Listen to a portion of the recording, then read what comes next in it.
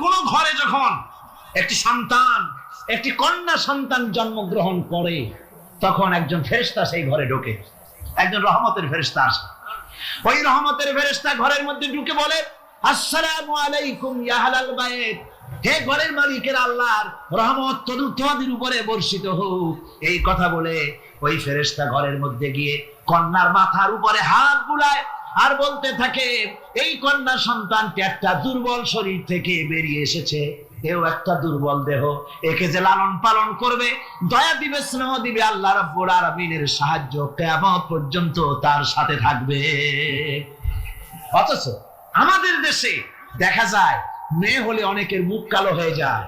বন্ধুরা জিজ্ঞেস করে, মিয়া শুনছিলাম তোমার বোন নাকি বাচ্চা হবে, তা অনেক মাস হয়ে গেল, কোনো খবর টবর তো পাইলাম না।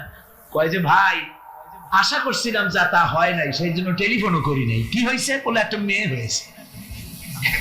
হাসান এরকম কপাল পোড়া আছে কিনা? কন বারবার মেয়ে হয় বলে স্ত্রীকে তালাক দিয়েছে, এমন ঘটনাও বাংলাদেশে ঘটেছে। বোর যদি বারবার মেয়ে হয়, তাহলে সেজন্য কি স্ত্রী দায়ী? যদি মানুষের জন্য দায়ী হয় মেয়ে বারবার হওয়ার জন্য, তাহলে তুমি স্বামী, তুমি তুলসী দুধের দোয়া তুলসী পাতা হলে কি করে? তুমিও তো দায়ী তার জন্য। আসলে স্বামী স্ত্রী মেয়ে হওয়ার জন্য, ছেলে হওয়ার জন্য কেউ দায়ী না।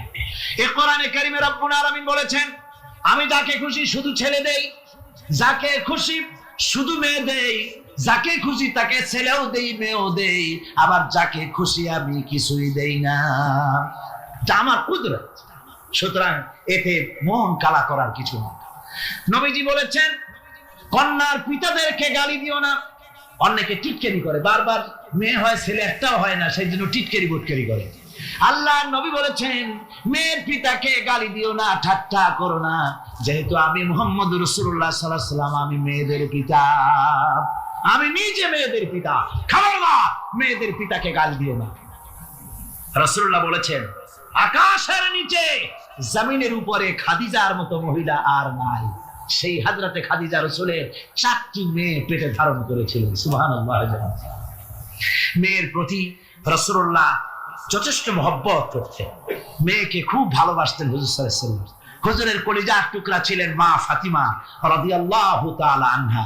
হুজুর যখন কোথাও যেতেন, সকলের শেষে দেখা করতেন ফাতেমার সঙ্গে, আর বিদেশ থেকে সফর করে এসে সকলের আগে দেখা করতেন ফাতেমার সঙ্গে। সুবহানাল্লাহ। রাসূলুল্লাহ আরো বলেছেন, তোমরা যখন বাজারে যাবে বা ব্যবসা করতে যাবে বা বিদেশে যাবে, আসার সময় যে সব হাদিয়া নিয়ে আসো। আমরা যখন বাইরে যাই, বাজারে যাই, কিছু হাদিয়া আনি না? জামা কাপড়, চকলেট ইত্যাদি আমরা আনে থাকি। রাসূলুল্লাহ বলেছেন, হাদিয়াগুলি তোমরা যারা বিদেশে যাও, বাজারে যাও, হাদিয়া আনবে, আর এনে ঘরের মধ্যে ঢুকে তা শুরু করবে মেয়েকে দিয়ে। প্রথমে দেবে মেয়েকে। সুবহানাল্লাহ। মেয়ের মর্যাদা ইসলামে সব চাইতে বেশি। কোন যুগে? যে যুগে মেয়ে হলে পরেই মাটির নিচে ঘিরে রাখতো, আছাড় মেরে মেরে ফেলে দিত। বেআইয়ি যামবিন কুতিলাত, কোন অপরাধে তাদেরকে হত্যা করা হলো। আল্লাহ পাক কোরআনে কারীমের মধ্যে বলেছেন, তাদের অপরাধ আর কিছু না, তারা নারী, এই জন্য তাদেরকে মেরে ফেলা হতো। রাসূলুল্লাহ তাদের ইজ্জত দিলেন। সুবহানাল্লাহ বিহামদি। রাসূলুল্লাহ সম্মান দিলেন, ইজ্জত দিলেন তাদেরকে। কন্যা হিসাবে নারীর এই মর্যাদা। ফাতেমাকে রাসূল এত ভালোবাসতেন, ইন্তেকালের সময় হযরত ফাতেমা কাঁদতে কাঁদতে বেহুশ হয়ে যাওয়ার উপক্রম হয়ে গেছে। রাসূলুল্লাহ হযরত ফাতেমাকে ইশারা দিলেন। হযরত ফাতেমা তার কান নিয়ে রাসূলুল্লাহর মুখের কাছে লাগাই দিলেন। আল্লাহর নবী কি যেন বললেন কানে কানে, হযরত ফাতেমার কান্না বন্ধ হয়ে গেল।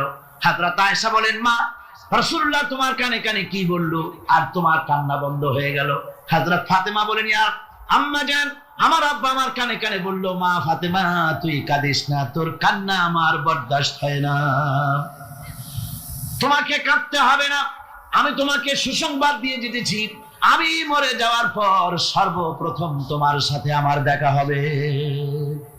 রাসূলুল্লাহর এই ভবিষ্যৎবাণী হযরত ফাতেমা বুঝতে পেরেছেন যে হুজুরের ইন্তেকালের পরে আমার বেশি দেরি হবে না, আমিও তাড়াতাড়ি হুজুরের সাথে শামিল হতে পারবো। হুজুরের ইন্তেকালের 6 মাস পরেই হযরত ফাতেমা রাদিয়াল্লাহু তাআলা আনহা ইন্তেকাল করেছিলেন। কন্যা হিসেবে নারীর মর্যাদা ইসলাম অনেক অনেক গুণ বাড়িয়ে দিয়েছে।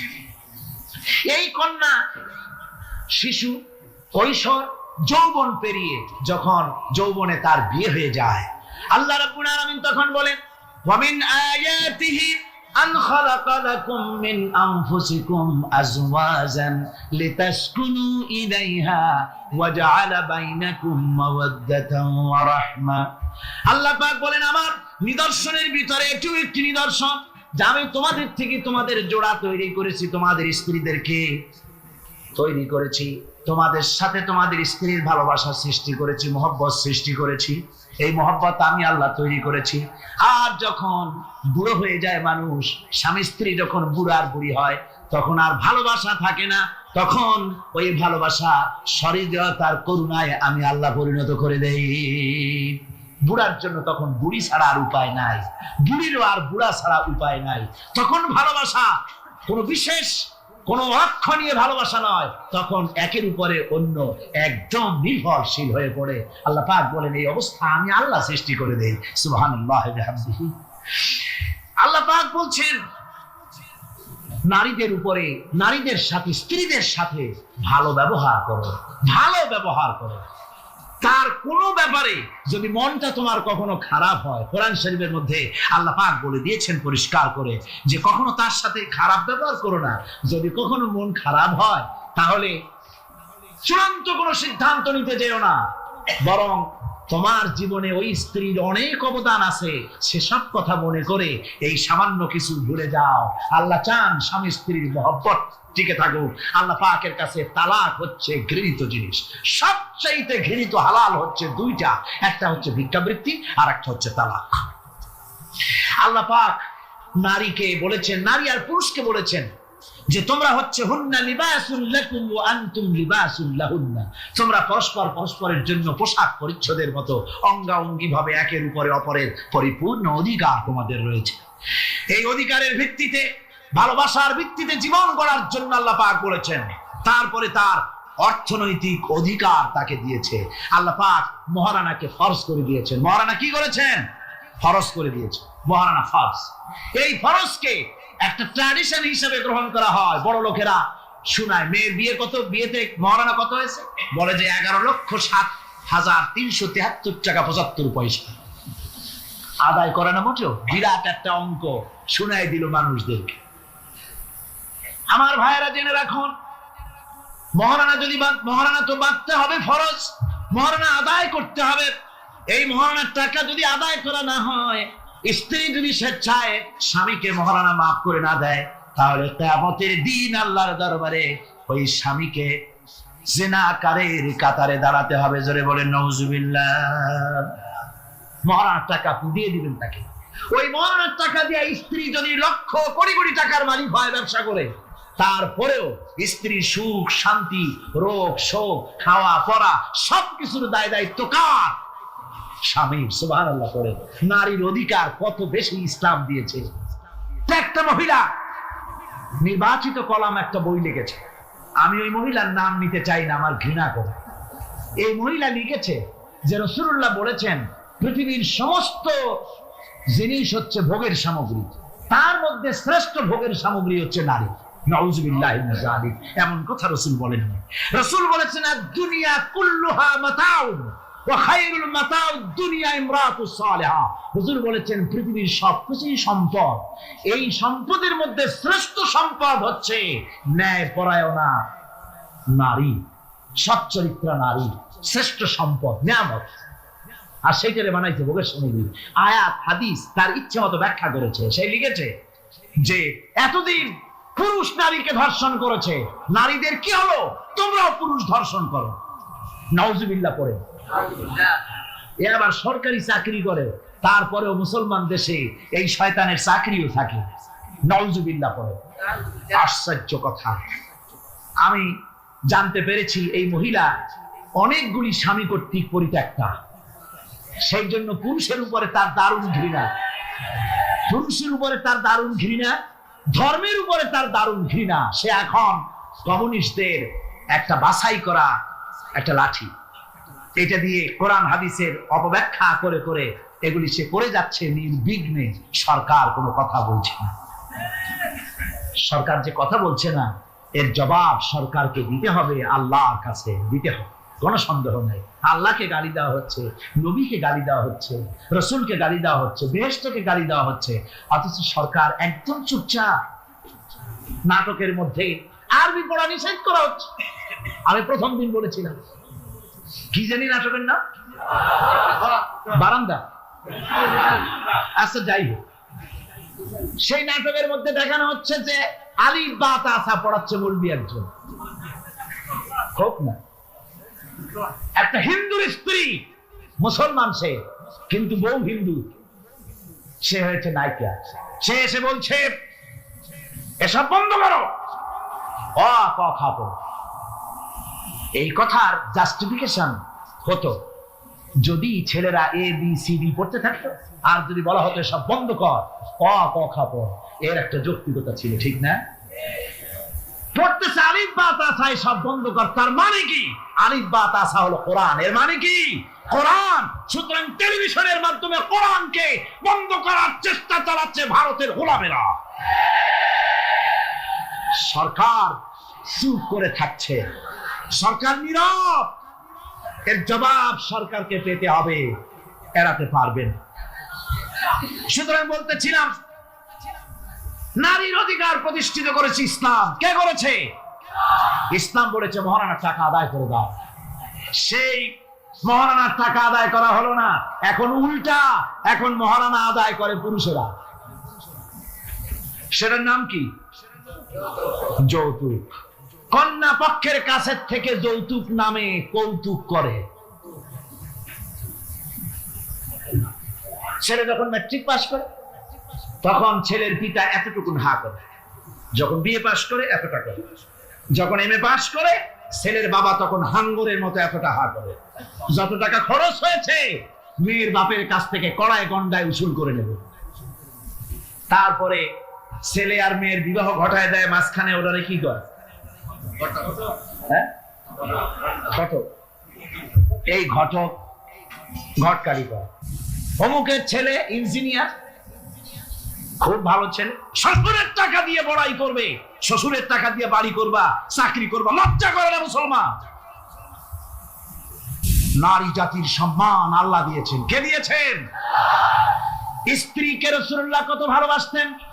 আল্লাহ নবী বলেছেন, আমার কাছে তিনটা জিনিস প্রিয়, একটা হচ্ছে সুগন্ধি, একটা হচ্ছে নামাজ, আর একটা হচ্ছে স্ত্রী।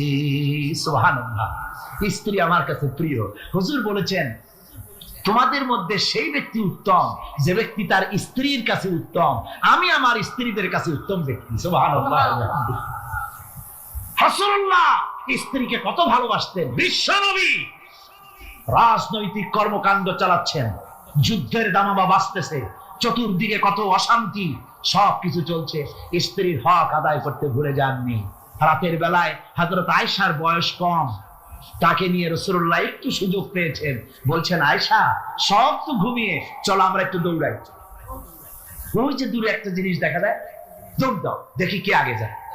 দুজনে দৌড় প্রতিযোগিতা করলেন। দৌড় প্রতিযোগিতায় হযরত আয়েশা ফার্স্ট হলো, হুজুর পিছনে পড়ে গেল। হযরত আয়েশা খুব আনন্দ করলেন যে আপনি কিন্তু আমার সাথে দৌড়ে পারলেন। পরবর্তী কিছু কাল যাওয়ার পর হযরত আয়েশা বলেন, হুজুর আজকে আবার বললেন যে চলো আয়েশা একটু দৌড়াই। হযরত আয়েশা বলছেন যে সেদিনের তুলনায় আমার শরীর একটু, আমি মুটিয়ে গেছি, শরীরটি স্থূল হয়েছে। আমি আজকে দৌড়ালাম কিন্তু পারলাম না, রাসূল আগে চলে গেলেন। আমি হাঁপাতে হাঁপাতে যখন হুজুরের কাছে চলে গেছি, হুজুর তখন মুস্কি হেসে আমাকে বললেন, আয়েশা ওই সেই দিনের জবাব আজকে দিয়ে দিলাম। সুবহানাল্লাহ বিহামদিহি, সুবহানাল্লাহ বিহামদিহি। বিশ্ব নবী কত বড় আদর্শ বিশ্ব মানবতার জন্য। তিনি বলেছেন, আরাফাতের ময়দানে রাসূলুল্লাহ বলেছেন, তোমরা যেমন পড়বে তোমার স্ত্রীদেরকে তেমন পড়াবে, তোমরা যেমন খাবে তোমার স্ত্রীদেরকে তেমন খাওয়াবে। স্ট্যান্ডার্ড মেনটেন করবে। তুমি ভালো দামের কাপড় পরবে, স্ত্রীকে খারাপ দিবে তা নয়। অধিকার দুজনেরই সমান, স্বামী এবং স্ত্রী সমান অধিকার। কিন্তু আমরা তা বুঝতে পারি না, বুঝতে চাই না। আমরা অনেকে মনে করেছি বিয়ে যখন করছি তখন আমি তো নওয়াবজাদা রাসূলুল্লাহ খান, আর বউ তো কেনা দাসী। না, সে কিন্তু দাসী নয়, তার মর্যাদা আছে, তার সম্মান আছে। তার সম্মান আপনাকে দিতে হবে। রাসূলুল্লাহ দিয়েছেন, আপনাকেও দিতে হবে। রান্না বান্না হতে দেরি হয়, কত গালাগালি শুনতে হয় নারীকে। আল্লাহর নবীর স্ত্রী হযরত আয়েশা বলেছেন, আল্লাহর নবী কাজ করে, মানুষের সঙ্গে কথা বলে, রাষ্ট্রীয় দায়িত্ব পালন করে ঘরের ভিতরে এসে যখন দেখেছেন রান্না হতে দেরি আছে, রাসূলুল্লাহ বিরক্ত হন নাই, ভ্রু কুঞ্চিত করেন নাই, চোখ মোটা করেন নাই, আমাকে কোনো কথা শোনান নাই, বরং আমার কাছে বসে রান্নায় আমাকে সহযোগিতা করেছেন। সুবহানাল্লাহ। এই হলো আল্লাহ রাসূল, এই হলো বিশ্ব নবী। স্ত্রীর সঙ্গে কি মহব্বত! সুবহানাল্লাহ। হুজুর মহব্বত করতেন স্ত্রীদেরকে। রাসূলুল্লাহর ঘরে দৌলত ছিল না, কিন্তু মহব্বত দিয়ে ভরা ছিল ঘরটা। হুজুরের ঘরে ফ্রিজ নাই, এসি নাই, হুজুরের ঘরে কার্পেট নাই, হুজুরের ঘরের মধ্যে জাজির নাই, তোশক নাই, বড় বড় কম্বল নাই, আরামের কোনো জিনিস নাই, মডার্ন ইকুইপমেন্টস কিচ্ছু নাই, দৌলত নাই, কিন্তু মহব্বত দিয়ে ঘরটা ভরা। হযরত আয়েশা বলেছেন, আমি পানি পান করে গ্লাস রেখে দিতাম, আল্লাহর নবী তখন গ্লাসের সেই জায়গায় ঠোঁট লাগাতেন যেখানে আমি ঠোঁট লাগাইয়া পানি পান করেছি। আমি গোশত চিবোতাম, রাসূলুল্লাহ আমার হাত থেকে গোশত টুকরা নিয়ে সেই জায়গায় চিবোতেন যেখানে আমি চিবুয়েছি। সুবহানাল্লাহ। আমার ভাইয়েরা, রাসূল তার স্ত্রীদেরকে মহব্বত করতেন, স্ত্রীরাও রাসূলকে মহব্বত করতেন দারুণ ভাবে। একবার হযরত আয়েশা সিদ্দিকা রাদিয়াল্লাহু তাআলা আনহা হুজুরকে গোসল করাতেছিলেন, মাথার উপরে পানি ঢালতেছেন, হুজুর একটা চোখের উপরে বা একটা তক্তার উপরে বসে আছেন। গোসলের পানির ভিতরে রাসূলুল্লাহ দেখতে পেলেন রক্তের মতো কি যেন প্রবাহিত হয়ে যাচ্ছে। হুজুর জিজ্ঞেস করেন, আয়েশা রে, পানির ভিতরে রক্তের মতো কি দেখা যায়? হযরত আয়েশা বলেন, হুজুর আপনি যখন বসেছিলেন অসতর্ক মুহূর্তে তক্তার নিচে আমার একটা আঙ্গুল পড়েছিল, পায়ে আঙ্গুলটা ফেটে বোধহয় রক্ত বেরোতেছে। রাসূলুল্লাহ তাড়াতাড়ি করে উঠলেন আর ওই আঙ্গুলকে ব্যান্ডেজ করে দিলেন। রাসূলুল্লাহ বললেন, আয়েশা রে, আঙ্গুল ফেটে গেছে, একটু আহাহু পর্যন্ত করলে না, এতক্ষণ তুমি কষ্ট করলে কেন? হযরত আয়েশা বলেন, ইয়া রাসূলুল্লাহ, ওটা তো একটা পায়ের আঙ্গুল, আয়েশার কলিজাটা ফেটে যদি রক্ত বেরোতো রাসূলুল্লাহকে উঠতে বলতে আমি পারতাম না। কি মহব্বত রাসূলের সাথে! হযরত আয়েশা বলেন, রাসূল সাল্লাল্লাহু আলাইহি ওয়াসাল্লাম স্ত্রীদেরকে এত ভালোবাসতেন, আমাদের ঘরে গোশত টোস্ত তেমন রান্না বান্না খুব কম হতো। গোশত রান্না হবে কি, মাসের পর মাস চলে গেছে রাসূলের বাড়িতে, হুজুর স্ত্রীরা বলেছেন আমাদের ঘরে চুলায় আগুন জ্বলে নাই, একটু শুকনা রুটি, একটু শুকনা খেজুর আর একটু পানি খেয়ে আমাদের জীবন চলেছে, এরকমের অবস্থা হয়েছে। তারপরে এই অবস্থা চলেছে, এর মধ্যে যদি কখনো একটু গোশত আসছে, হুজুর যখন ছাগল ইত্যাদি ছাগল দুম্বা জবাও করেছে, এই দুম্বার গোশত নিয়ে, ছাগলের গোশত নিয়ে রাসূলুল্লাহ নিজে বেরোতেন। হযরত খাদিজার বান্ধবী কোথায় আছে খুঁজে ওই বান্ধবীর কাছে গোশত পৌঁছে দিয়ে আসতে। হযরত আয়েশা বলেন, একদিন আমার ঘুম ভেঙে গেল, দেখি হুজুর আমার কাছে নাই, গেলেন কোথায়? খুঁজতে খুঁজতে যায় দেখি মসজিদে নববীর ভিতরে হুজুর হাত তুলে বসে আছেন, মোনাজাত করতেছেন। আমি পেছনে গিয়ে হাত তুললাম, আমি শুনতে পাচ্ছি নবীজি দোয়া করছেন, রব্বুল আলামিন কিয়ামতের ময়দানে যেদিন সন্তান তার পিতাকে ভুলে যাবে, মা তার সন্তানকে হারায় ফেলবে, ওই কঠিন হাসরের ময়দানে আমি যেন আমার খাদিজাকে হারাইয়া না যাই। মুনাজাতের শেষে হযরত আয়েশা বলেন, ইয়া রাসূলুল্লাহ, খাদিজার কথা আপনার এত কেন বারবার মনে পড়ে? একটা বুড়িরে বিয়ে করেছিলেন 25 বছর বয়সের সময়, 40 বছর বুড়ি, তার কথা কেন এত মহব্বত আপনার মনে পড়ে? তার থেকে যুবতী মেয়ে, সুন্দরী মেয়েকে আপনার স্ত্রী হিসেবে আপনি পান নাই। হুজুর বলেন, আয়েশা রে, খাদিজার সম্পর্কে এমন কথা তুমি আর বলো না, তোমরা সবাই আমার সুখের দিনের স্ত্রী, আর খাদিজা আমার এমন সময় স্ত্রী ছিল যখন মক্কায় আমার আশ্রয় ছিল না, তামাম মক্কা নগরীতে আমার আশ্রয় ছিল না।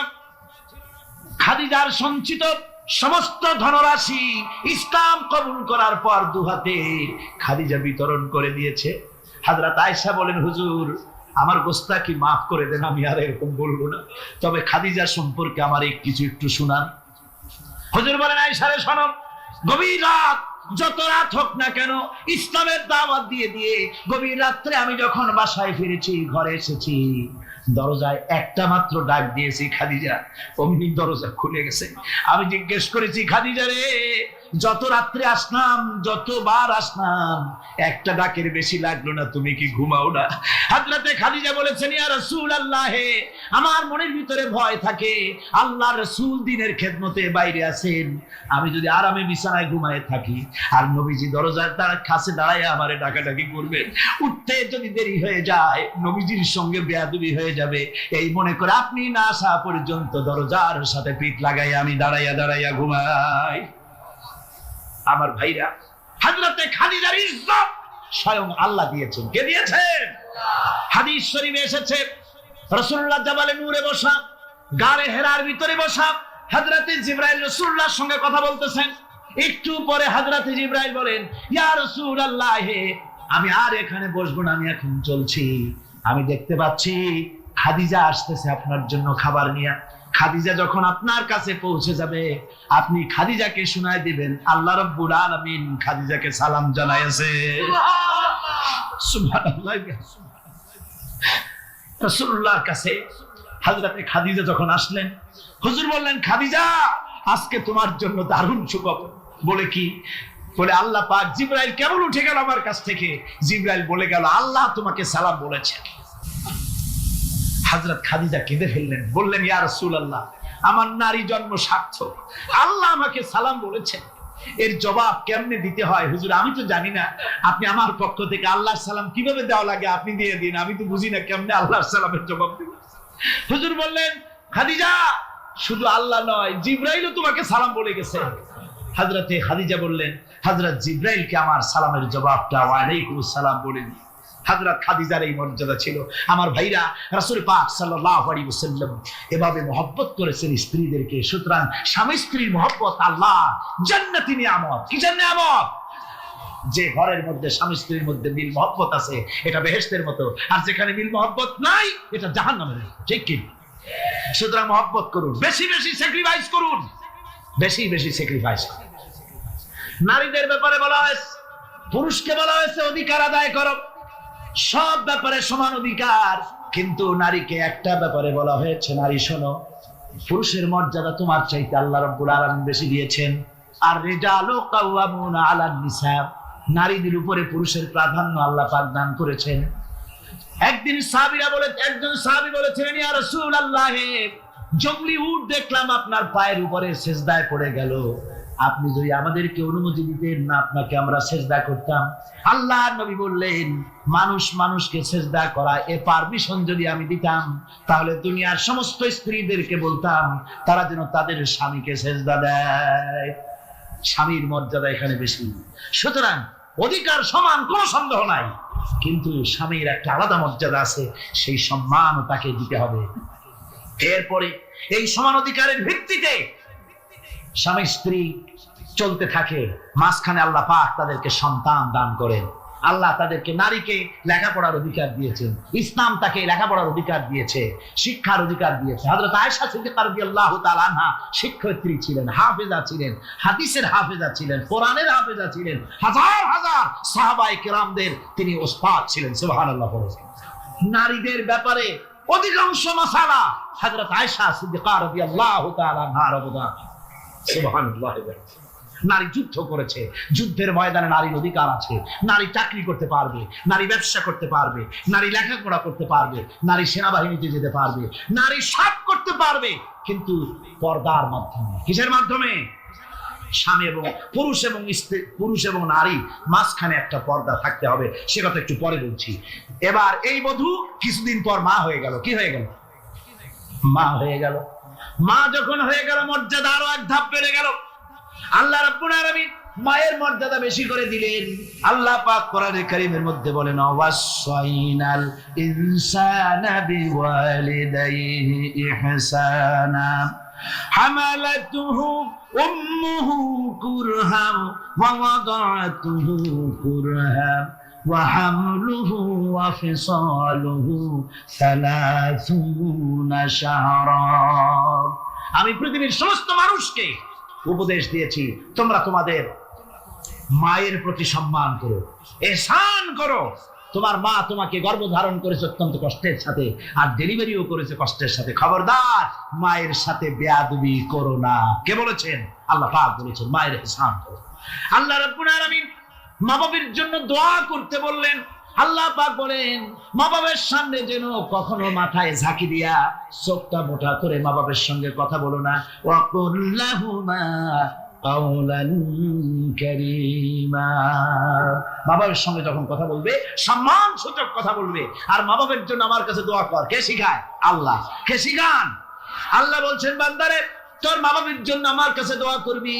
রব্বিরহামহুমা কামা রাব্বায়ানি সাগীরা, জোরে সোরে পড়েন রব্বিরহামহুমা কামা রাব্বায়ানি সাগীরা।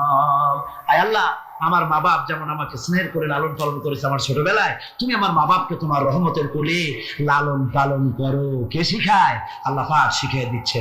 আমার ভাইরা, ইয়েমেন থেকে একজন লোক এসেছে, হাদিস, ইয়েমেন থেকে একজন লোক এসেছে হুজুরের সামনে, তার বুড়িমা সাথে। বলছে হুজুর, এই অচল বুড়িমা হাঁটতে পারে না, চলতে পারে না, এই আমার মা, এরে ঘাড়ে করিয়া আমি ওকুফে আরাফা করেছি, একে নিয়ে মিনা মুজদালিফা করেছি, রমি করেছি, একে নিয়ে আমি সাফা মারওয়া সাই করেছি। এই মাকে ঘাড়ে করে আমি আল্লাহর ঘর তাওয়াফ করেছি, হজের সব কাজ মায়ের ঘাড়ে করে করছি। আল্লাহর নবী, আমি কি আমার মায়ের হক আদায় করতে পেরেছি? হুজুর বললেন না, আদায় হয়নি, মায়ের হক আদায় হয় নাই। অর্থাৎ বুকের চামড়া দিয়ে মায়ের পায়ের যদি স্যান্ডেল তৈরি করে দেওয়া হয়, এক ফোঁটা দুধের হক আদায় হবে না। সেই মায়ের সঙ্গে নাফরমানি হচ্ছে, বেয়াদবি হচ্ছে, বউয়ের কথার মতো মায়ের সাথে দুর্ব্যবহার করা হচ্ছে। আমার দেশে গুলো হচ্ছে না? হচ্ছে। মা কোথায় পড়ে আছে কোনো খোঁজ নাই, খবর নাই। তার জন্য কোনো ভালো খাবার ব্যবস্থা, কাপড় চোপড় নাই। বন্ধুদের জন্য সব আছে, মায়ের জন্য নাই, বাপের জন্য নাই। মা তো বুড়ি হয়ে গেছে, এখন আর মা নাই। বাপ তো বুড়ো হয়ে গেছে, কামাই করতে পারে না, এখন আর বাপ নাই, এখন হয়ে গেছে বুড়ো। আর মা হয়েছে বুড়ি। আর আব্বা হয়েছে, যার মেয়ে বিয়ে করেছে শ্বশুর এখন আব্বা, আর শাশুড়ি হয়েছে আম্মা। মা আর বাপ বাসি হয়ে গেছে, বাপ পড়ে গেছে।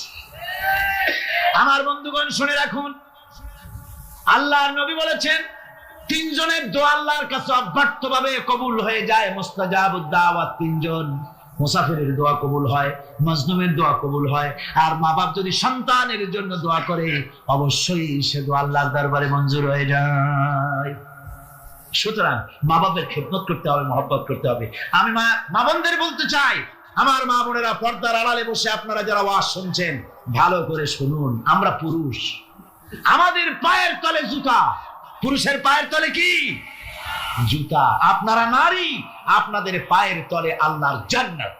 জোরে কোন সুবহানাল্লাহ, জোরে বলেন সুবহানাল্লাহ। ও নারী, ও মহিলা, তোমাদের সম্মান আল্লাহ কোথায় তুলে দিল? পুরুষের পায়ের তলে জুতা, তুমি নারী, তোমার পায়ের তলে আল্লাহর বেহেশত। আল জান্নাতু তাহতা আকদামিন মুহাত। মায়ের পায়ের তলে আল্লাহর বেহেশত। সুবহানাল্লাহ পড়ে, সুবহানাল্লাহ পড়ে। আল্লাহ রাসূল বলেছেন, মা বাপ যদি, বুখারী শরীফের হাদিস, মা বাপ যদি অসন্তুষ্ট হয় আল্লাহ অসন্তুষ্ট হয়ে যান, মা বাপ সন্তুষ্ট হন আল্লাহ সন্তুষ্ট হয়ে যান। সুবহানাল্লাহ। আমরা বিভিন্ন জায়গায় হাদিয়া তোহফা নিয়ে যাই, যেখানে দোয়া কবুল হওয়ার সম্ভাবনা কম, 50-50 হইলেও পারে, না হইলেও পারে, সেইখানে পয়সা পাতি, হাদিয়া তোহফা, নজর নিয়াজ নিয়ে যাই। আর যেখানে 100% সিকিউরিটি আছে সেখানে হাদিয়া তোহফা দেই না। মা বাপকে হাদিয়া তোহফা দেয়। মা বাপের পায়ের উপরে চুমা খান, কিসমত পাল্টে যাবে, তকদীর পাল্টে যাবে। মা বাপকে ভালোবাসুন। সুতরাং মায়ের মহব্বত, মাকে আল্লাহ পাক এভাবে মহব্বত তাকে সম্মান দিয়েছেন। নারী কন্যা হিসেবে, বধূ হিসেবে, মাতা হিসেবে তার মর্যাদা সবচেয়ে বেশি। এরপরে বলবো পর্দার কথা। আমার মা বোনেরা, আল্লাহ রাব্বুল আলামিন মহিলাদেরকে বলেছেন, পুরুষদেরকে বলেছেন, কুল্লিল মুমিনিনা ইয়াগুদ্দু মিন আবসারিহিম। ও নবী, মুমিন পুরুষদেরকে বলে দেন তারা যেন তাদের চক্ষুকে পরনারী থেকে নিম্নগামী রাখে। আর মহিলাদেরকে বলা হয়েছে কুল্লিল মুমিনাতি ইয়াগুদুনা মিন আবসারিহিন্না। ও মুমিনা মহিলারা, তোমরা যেন তোমাদের চক্ষুকে পর পুরুষ থেকে যেন নিম্নগামী রাখো। এটা আল্লাহর হুকুম। কার হুকুম?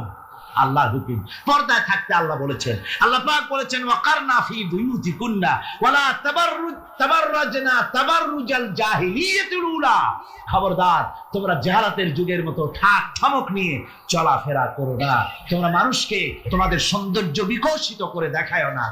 কোরআনে কারীমে সূরা নূরে বলা হয়েছে প্রত্যেকটি বয়সপ্রাপ্ত নারী এমন একটা চাদর পরবে যে চাদর পরলে তার মাথা, তার গলা, তার বুকটা ঢেকে যাবে। এরকম একটা চাদর পরা ইসলাম কি করেছে? ফরজ করে দিয়েছে। আল্লাহ পাক ফরজ করেছেন। কি করেছেন? ফরজ করে দিয়েছেন। মা বোনেরা, আপনারা মেহেরবানি করে এমন একটা চাদর পরবেন। আজকাল ওড়না আছে ঠিকই, কিন্তু ওড়না যে অর্থে ব্যবহার করতে বলা হয়েছে ওই অর্থে নাই। এখন ওড়না মেয়েরা অনেক ক্ষেত্রে মাফলারের মতো গলায় ঝুলাই রাখে, গামছার মতো ঝুলাই রাখে। এরকমের জন্য ওড়না ব্যবহার করতে বলা হয় নাই। ওড়না হলো মাথাটা, গলাটা, বুকটা ঢেকে যায় এবং একটু পুরু হতে হবে। পাতলা মশারির তেনা দিয়ে ওড়না বানাইলে হবে না, সেটা একটু পুরু হতে হবে, শালীন হতে হবে, মার্জিত হতে হবে। আমি একটি কথা আপনাদের বলি, এই বাংলাদেশে আজ পর্যন্ত যত নারীর মুখে এসিড পড়েছে, এসিড পড়ে নাই নারীর মুখে? বখাটে ছেলে যুবতী মেয়ের উপরে আকৃষ্ট হয়ে তাকে বিয়ের প্রস্তাব দিয়েছে বা কুপ্রস্তাব দিয়েছে, সে প্রত্যাখ্যান করেছে, পরে তার মনের ঝাল মিটাবার জন্য মুখে এসিড মারছে। আপনারা বলেন, এমন কোন ঘটনা জানেন কিনা যে বোরখা পরিহিতা কোনো মেয়ের মুখে এসিড পড়েছে? জানা আছে কিনা আপনাদের? না, বলতে পারবেন না। বোরখা পরা মেয়েদের উপর এগুলি হয় নাই। কারণ হলো সে আল্লাহর হুকুম রক্ষা করেছে। যে বোরখা পরেছে, চাদর পরেছে, সে কার হুকুম রক্ষা করেছে? ওই মহিলা আল্লাহর হুকুম রক্ষা করেছে। এবার আল্লাহর দায়িত্ব হয়েছে তার শরীর, তার ইজ্জতকে হেফাজত করা। মেয়েরা যদি ঠোঁটে রং লাগায়া, মাথার চুল খোলা রেখে রাস্তায় ঘুরে, রিকশাওয়ালা পর্যন্ত ডাকে ভাবি সাহেবা, দোকানে গেলে দোকানদার কয় আপা, আর যদি বোরখা পরা থাকে যে দেখে সেই কয় খালাম্মা, চাচি আম্মা, সম্মান করে কথা বলে। ঠিক কিনা কর? সুতরাং আমার মা বোনের, আপনাদের সম্মান আপনারা বজায় রাখুন, আপনার মেয়েদের মর্যাদা আপনারা বাড়ান। আপনারা হচ্ছেন হযরতে খাদিজার উত্তরসূরি, সুমাইয়ার উত্তরসূরি, হযরতে খাওলার উত্তরসূরি, হযরতে আয়েশার উত্তরসূরি। এই বাংলার জমিনে আপনাদেরকে জিহাদের ময়দানে আসতে হবে ইনশাআল্লাহ। সবাই বলেন ইনশাআল্লাহ। পুরুষের পাশাপাশি বাংলাদেশেও মহিলা বোরখা পরিহিতা হয়ে আল্লাহর দ্বীন কায়েমের জন্য যদি প্রয়োজন হয়, হাজার হাজার মহিলা রাস্তায় মিছিলে বের হবে ইনশাআল্লাহ। সময় আসতেছে, তরুণ, যুবক, মা বোন সবাইকে এই জিহাদে অংশগ্রহণ করতে হবে। এখন আমি মা বোনদেরকে কয়েকটা দায়িত্ব দিচ্ছি। শুধু ওয়াজ শুনলে তো হবে না, কিছু দায়িত্ব পালন করতে হবে। সে দায়িত্বটা হচ্ছে এই যে আপনারা আপনাদের সংসারটাকে ইসলামের দুর্গ বানান। সমাজে তো ইসলাম সব জায়গায় নাই, আপনার ঘরটাকে ইসলামের দুর্গ বানান। স্বামী স্ত্রীর আচরণে চলাফেরায় যেন সন্তানরা তৈরি হতে পারে, 1 নম্বর কথা। 2 নম্বরের কথা, সন্তানদেরকে ভালো নাম রাখুন। আজকাল কিন্তু ভালো নাম লুপ্ত হয়ে গেছে। এখন বাংলা নাম বেশি পছন্দ হচ্ছে, আরবি নাম বাদ। এখন বাংলা নাম কি? বাংলা নাম হচ্ছে আকাশ হোসেন, বাতাস আলী, তারপরে সাগর খাতুন, সৈকত বেগম ইত্যাদি, বিপুল, এইসব নাম হয়েছে এই বাংলা নাম। এর কোন অর্থ নাই। বাংলা নাম আপনার সন্তানদেরকে রাখবেন না। মুসলমানরা নাম রাখবে আরবি নাম। কি নাম? আরবি নাম এবং অর্থবহ নাম। আলেমদের কাছে জিজ্ঞেস করে নাম রাখবেন। আরবি আন্দাজে রাখেন না। একজনে তার মেয়ের নাম রাখছে, শুনলাম মেয়ের নাম রাখছে তুকাজ্জেবান। হ্যাঁ, তাই বললাম ভাই তুকাজ্জেবান নাম রাখলেন কেন? যে কোরআন শরীফে দেখলাম তুকাজ্জেবান রে আল্লাহ খুব ভালোবাসে, সূরা আর রহমানে 33 বার এই নামটা আল্লাহ দিয়েছে, সেই জন্য মহব্বত করে তুকাজ্জেবান নাম রাখছি। দেখেন কথা। কুয়েতে একবার এয়ারপোর্টে নাম নিয়ে খুব হাসাহাসি হলো। পাসপোর্টে বাংলাদেশিদের নাম, একজনের নাম হচ্ছে জামাল মিয়া আর বাপের নাম তরিক মিয়া। পুলিশেরা হাসতেছে, লোকেরা জিজ্ঞেস করলো কি ব্যাপার। তো আসলে ব্যাপারটা ধরা পড়লো, জামাল মিয়া বাপের নাম তরিক মিয়া। তো জামাল হচ্ছে উট আর মিয়া মানে 100। জামাল মিয়া মানে 100 উট, আর তরিক মিয়া, তরিক মানে রাস্তা, মিয়া মানে 100। 100 রাস্তার ছেলে, 100 উট। তো নাম আন্দাজে আরবি হলেই তো রাখা যাবে না, একটু জিজ্ঞেস করতে হবে আলেমদের কাছে যে একটা আমার ছেলে হয়েছে, মেয়ে হয়েছে, একটা ভালো নাম রেখে দেন। তো তাদের কাছ থেকে অর্থবহ নাম নিয়ে আপনারা রাখবেন। এটা হলো 2 নম্বরের কথা। 3 নম্বরের কথা হচ্ছে ছেলে মেয়েদেরকে আদব লেহাজ শিখাবেন, চরিত্র শিখাবেন, আদব শিখাবেন। মা বাপের দিকে, মুরব্বীদের দিকে পিছন ফিরাইয়া তাদেরকে ধমক দিয়ে কথাবার্তা না বলে আদব শিক্ষা করে, সালাম দিতে পারে, এগুলি তাদেরকে শিক্ষা দেওয়া দরকার। 4 নম্বরে পারিবারিক বৈঠক করতে হবে। কি বৈঠক? প্রত্যেক বাড়িতে সপ্তাহে 1 বার অথবা 2 বার পারিবারিক বৈঠক। স্বামী, স্ত্রী, ছেলে মেয়ে সব এক জায়গায় বসবে। যে কোনো একটা দিন রাতের বেলায় বা বিকেলে 1টা ঘন্টা এক জায়গায় বসে আলোচনা করবেন। তুমি কলেমাটা পড়ো তো, বউরে করবেন তুমি কলেমা পড়ো, শুনি হয় কিনা। আমার তাশাহুদটা আমি পড়ি, আত্তাহিয়াতু লিল্লাহি ওয়াস সালাতু তাওয়াবাত হয় কিনা তুমি একটু শোনো তো, দোয়া কুনুত হয় কিনা শোনো তো। আচ্ছা, নামাজের মধ্যে কয়টা ফরজ কত দেখি। ছেলের কাছে জিজ্ঞেস করেন, মেয়ের কাছে, বই একটা সামনে নিয়ে খুলে খুলে একজন আরেকজনকে জিজ্ঞেস করেন। কোরআন শরীফ বলে সূরা ফাতিহাটা পড়ো দেখি সহি হয় কিনা। এইভাবে করে 1টা ঘন্টা দিন আলোচনা করে তারপরে দরুদ শরীফ পড়ে আল্লাহর কাছে দোয়া করেন, আল্লাহ আমার বউ আমার বাচ্চা এই সব নিয়ে তোমার দ্বীনের কথাবার্তা বলছি, আল্লাহ তুমি দয়া করে আমার এই বিবি বাল বাচ্চাগুলিকে দ্বীনের রাস্তায় রাখো, চরিত্রবান বানায় রাখো, এরা যেন সন্ত্রাসী হয় না, এরা যেন মারামারি করে না, এদেরকে দিনদার বানাও, পরেজগার বানাও। আপনার দোয়া আল্লাহর কাছে কবুল হয়ে যাবে, আল্লাহর কাছে কবুল হয়ে যাবে, সন্তান আর খারাপ হবে না। কথা বুঝতে পেরেছি? যা গোটা পৃথিবীর মানুষ যদি হেদায়েত পেতে চায়, ছোট্ট সূরাটি তার জন্য যথেষ্ট। পড়েন আমার সাথে, কুল হুয়াল্লাহু আহাদ। পড়েন সবাই, কুল হুয়াল্লাহু আহাদ আল্লাহুস সামাদ লাম ইয়ালিদ ওয়া লাম ইউলাদ ওয়া লাম ইয়াকুল লাহু কুফুয়ান আহাদ। আল্লাহ পাক বলেন, হে নবী আপনি বলুন, আল্লাহ এক এবং একক, তার কোনো অংশীদার নাই, তিনি বেনিয়াজ, তিনি কাউকে জন্ম দেন নাই, তাকেও কেউ জন্ম দেয়নি। আকাশ আর জমিনে আল্লাহর সমকক্ষ কেউ নাই, কেউ নাই। তিনি এক এবং একক। তার একত্ববাদের দাওয়াত দেওয়ার জন্য অসংখ্য পয়গম্বর আল্লাহ পাক এই দুনিয়া পাঠিয়েছেন। আর সমস্ত পয়গম্বর দাওয়াত দিয়েছেন কি, লা ইলাহা ইল্লাল্লাহু মুহাম্মাদুর রাসূলুল্লাহ। সবাই দাওয়াত দিয়েছেন লা ইলাহা ইল্লাল্লাহ, লা ইলাহা ইল্লাল্লাহ, লা ইলাহা ইল্লাল্লাহ, লা ইলাহা ইল্লাল্লাহ। কোনো ইলাহ নাই, কোনো আইনদাতা নাই, কোনো বিধানদাতা নাই, কোনো শাসনকর্তা নাই, আল্লাহ ছাড়া কেউ নাই। বলে সুবহানাল্লাহ। আল্লাহ এক এবং একক, তিনি সব সৃষ্টি করেছেন।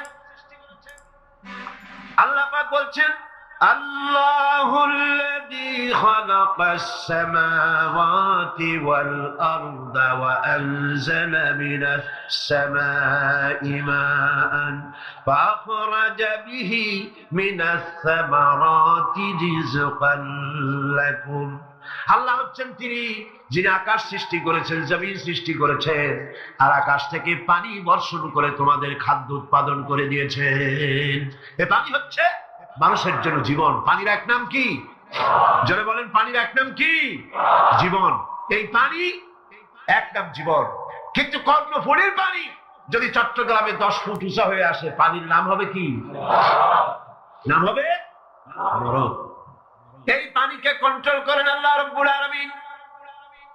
আল্লাহ যদি ইচ্ছে করেন বেশি করে পানি দিয়া পুরা এলাকা ডুবাই দিতে পারেন, আবার ইচ্ছে করলে পানির ভিতরে মানুষ বাঁচাই দিতে পারেন, আগুনের মধ্যে মানুষ বাঁচাইতে পারেন। সমস্ত ক্ষমতা হচ্ছে, কর্তৃত্ব কেবলমাত্র আল্লাহ পাকের। কর্তৃত্ব কার? কর্তৃত্ব কার? আল্লাহ পাকের কর্তৃত্ব। হযরত নূহ আলাইহিস সালামের জামানায় 40 দিনের বন্যা। এই বন্যার পরে জাহাজ যখন নেমে গেল, তখন তিনি মনে মনে ভাবলেন, আমি তো জোড়ায় জোড়ায় করে সমস্ত প্রাণীগুলি আর মানুষগুলি, কিছু কিছু মানুষ যারা ঈমান এনেছিল তাদের জাহাজে উঠাইছে, কিন্তু একটি বুড়ি আমার উপর ঈমান এনেছিল, আর আমি তারে ওয়াদা করেছিলাম সাথে করে নিয়ে যাব, আমি তো তার কথা ভুলে গিয়েছি। অনুশোচনা এলো। জাহাজ থেকে নেমে চতুর্দিকে লক্ষ্য করলেন, মানুষ নাই, জনপদ নাই, সব শেষ হয়ে গেছে। পাহাড় পর্বত কাঠ হয়ে পড়েছে, বিল্ডিং গুলি শেষ হয়ে গিয়েছে, কোন জনপদে কোনো প্রাণী নাই, প্রাণী বলতে কিছুই নাই। হঠাৎ দূরে দেখলেন একটা কুড়ে ঘরের মতো দেখা যায়। ভাবলেন, এত বড় বন্যার ভিতরে কুড়ে ঘর কেমনে থাকলো? আস্তে করে হেঁটে গেলেন কুড়ে ঘরের কাছে। ভেতরে মানুষ আছে বলে মনে হলো। বাইরের থেকে প্রশ্ন করলেন, ভিতরে কে? জবাব এলো, আমি এই ঘরের মালিক, আমি এক বুড়ি বিধবা এক মহিলা। তখন নেমে গেল। তখন তিনি মনে মনে ভাবলেন, আমি তো জোড়ায় জোড়ায় করে সমস্ত প্রাণীগুলি আর মানুষগুলি, কিছু কিছু মানুষ যারা ঈমান এনেছিল তাদের জাহাজে উঠাইছে, কিন্তু একটি বুড়ি আমার উপর ঈমান এনেছিল, আর আমি তার ওয়াদা করেছিলাম সাথে করে নিয়ে যাব, আমি তো তার কথা ভুলে গিয়েছি। অনুশোচনা এলো, জাহাজ থেকে নেমে চতুর্দিকে লক্ষ্য করলেন, মানুষ নাই, জনপদ নাই, সব শেষ হয়ে গেছে। পাহাড় পর্বত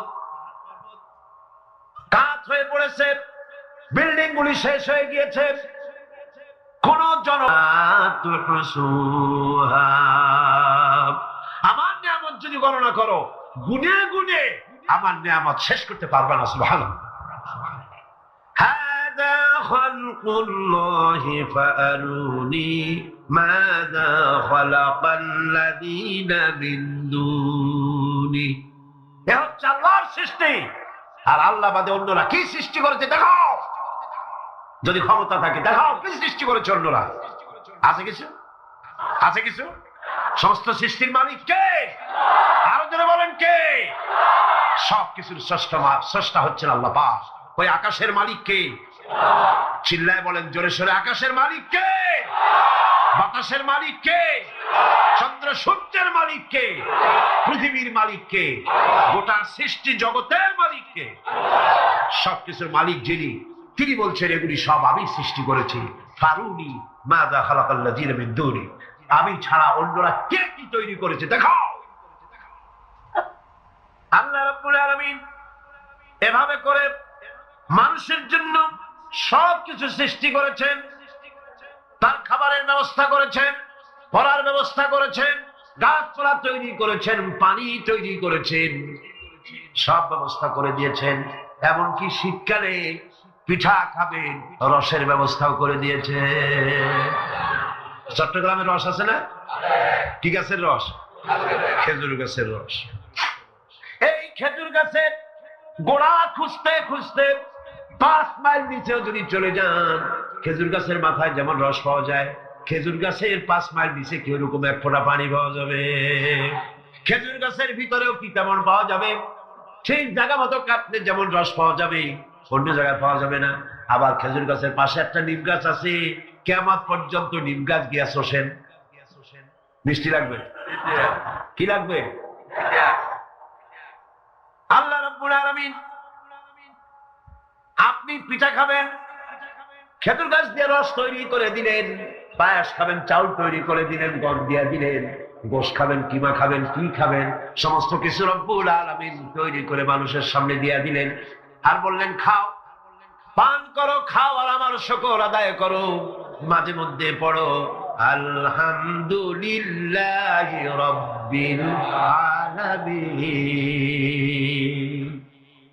এই যে ঠান্ডায় গোটা পৃথিবী, এখনো ঠান্ডা শুরু হয় না। এই ঠান্ডা শুরু না হওয়ার কারণ আমরা। এটা কারণ কারা?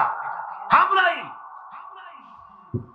গ্লোবাল ক্লাইমেটের চেঞ্জ এসেছে, গোটা দুনিয়া আবহাওয়ার পরিবর্তন হয়ে গিয়েছে। শীতের সময় শীত নাই, গরমের সময় গরম নাই। এটা কি খুব ভালো?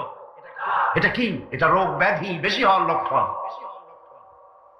শীত যখন আসে, এত প্রচন্ড শীত, গোটা পৃথিবী যত এসি আছে, সমস্ত শক্তিশালী এসি প্লান্ট একযোগে যদি ছেড়ে দেওয়া হয়, আপনার শীতকালে শীত দেন, তার সহস্র কোটি কোটি ভাগের 1 ভাগের শীতও কি পৃথিবীর মানুষ তার যন্ত্রপাতি দিয়ে তৈরি করতে পারবে?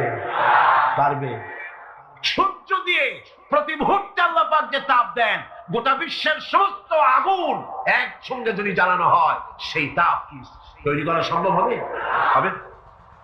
আল্লাহ রাব্বুল আলামিন মানুষের কল্যাণের জন্য মানুষের যা কিছু প্রয়োজন সবকিছু একটা একটা করে এভাবে তৈরি করে মানুষের সামনে সবকিছু দিয়ে দিয়েছেন, এবং প্রয়োজন মিটিয়ে দিয়েছেন। যার যা প্রয়োজন তা তিনি মিটিয়ে দিয়েছেন।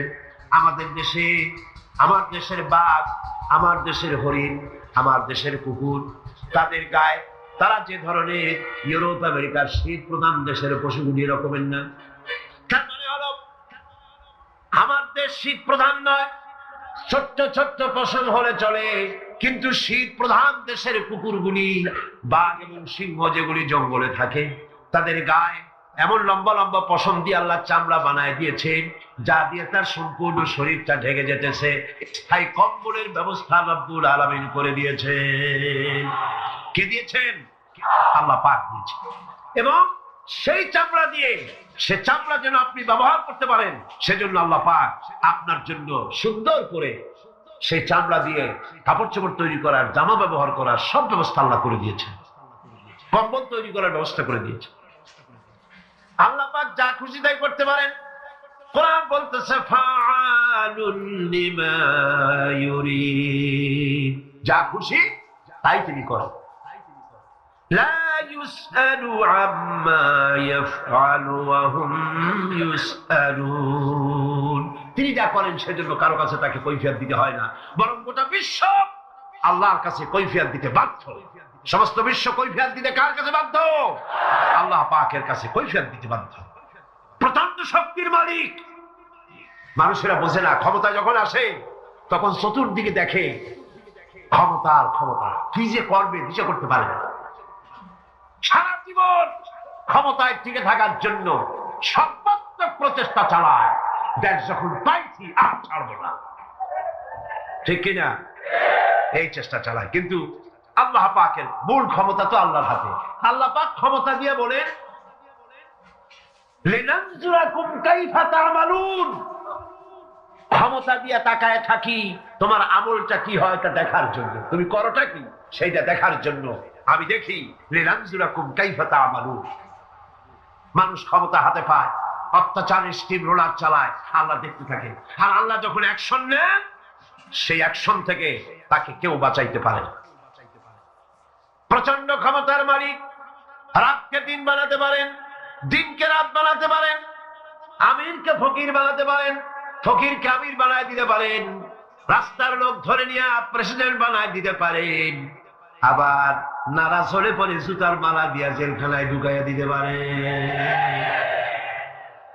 ক্ষমতায় থাকাকালীন ফুলের মালা এত বেশি পায়, ফুলের মালায় গলা ভরে যায়। গাবতলীর কোরবানির হাটেও এত মালা পায় না। এত মালা গলায় দিয়া আনন্দে ফুর্তিতে মারতে থাকে। আমার বন্ধুগণ মনে রাখেন, ফুলের মালায় আত্মহারা হয়েও না যারা ক্ষমতায় থাকো। এই ফুলের মালা আর ফাঁসির রশি একেবারেই পাশাপাশি। ফুলের মালা থেকে ফুলগুলি ঝরে পড়লেই ওই রশিটাই ফাঁসি হওয়ার জন্য যথেষ্ট, ঠিক কিনা? মানুষ বোঝে না, বোঝে না।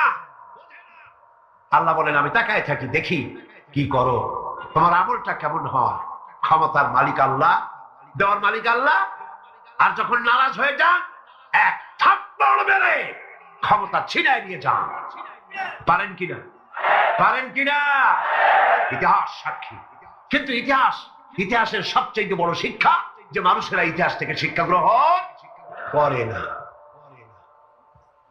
जगत जी लगाने के लिए ये दुनिया नहीं है,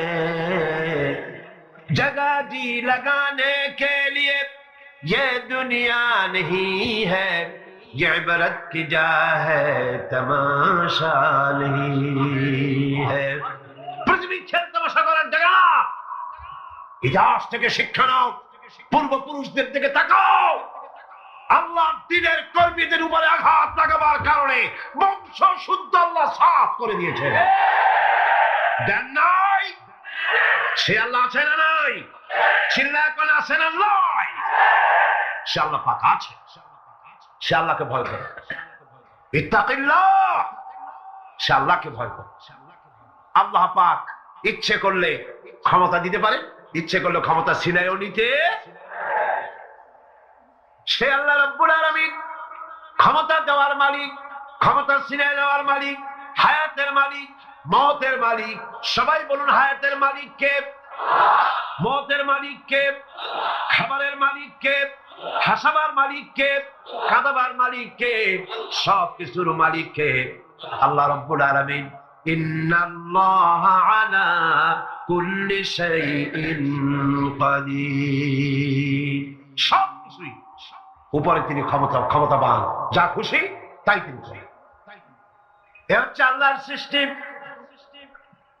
সবকিছু আল্লাহ সৃষ্টি করেছেন, বরং কাফের বেঈমান যারা অস্বীকার করে আল্লাহ রাব্বুল আলামিন, সেই মানুষেরাই বুঝতে পারে না।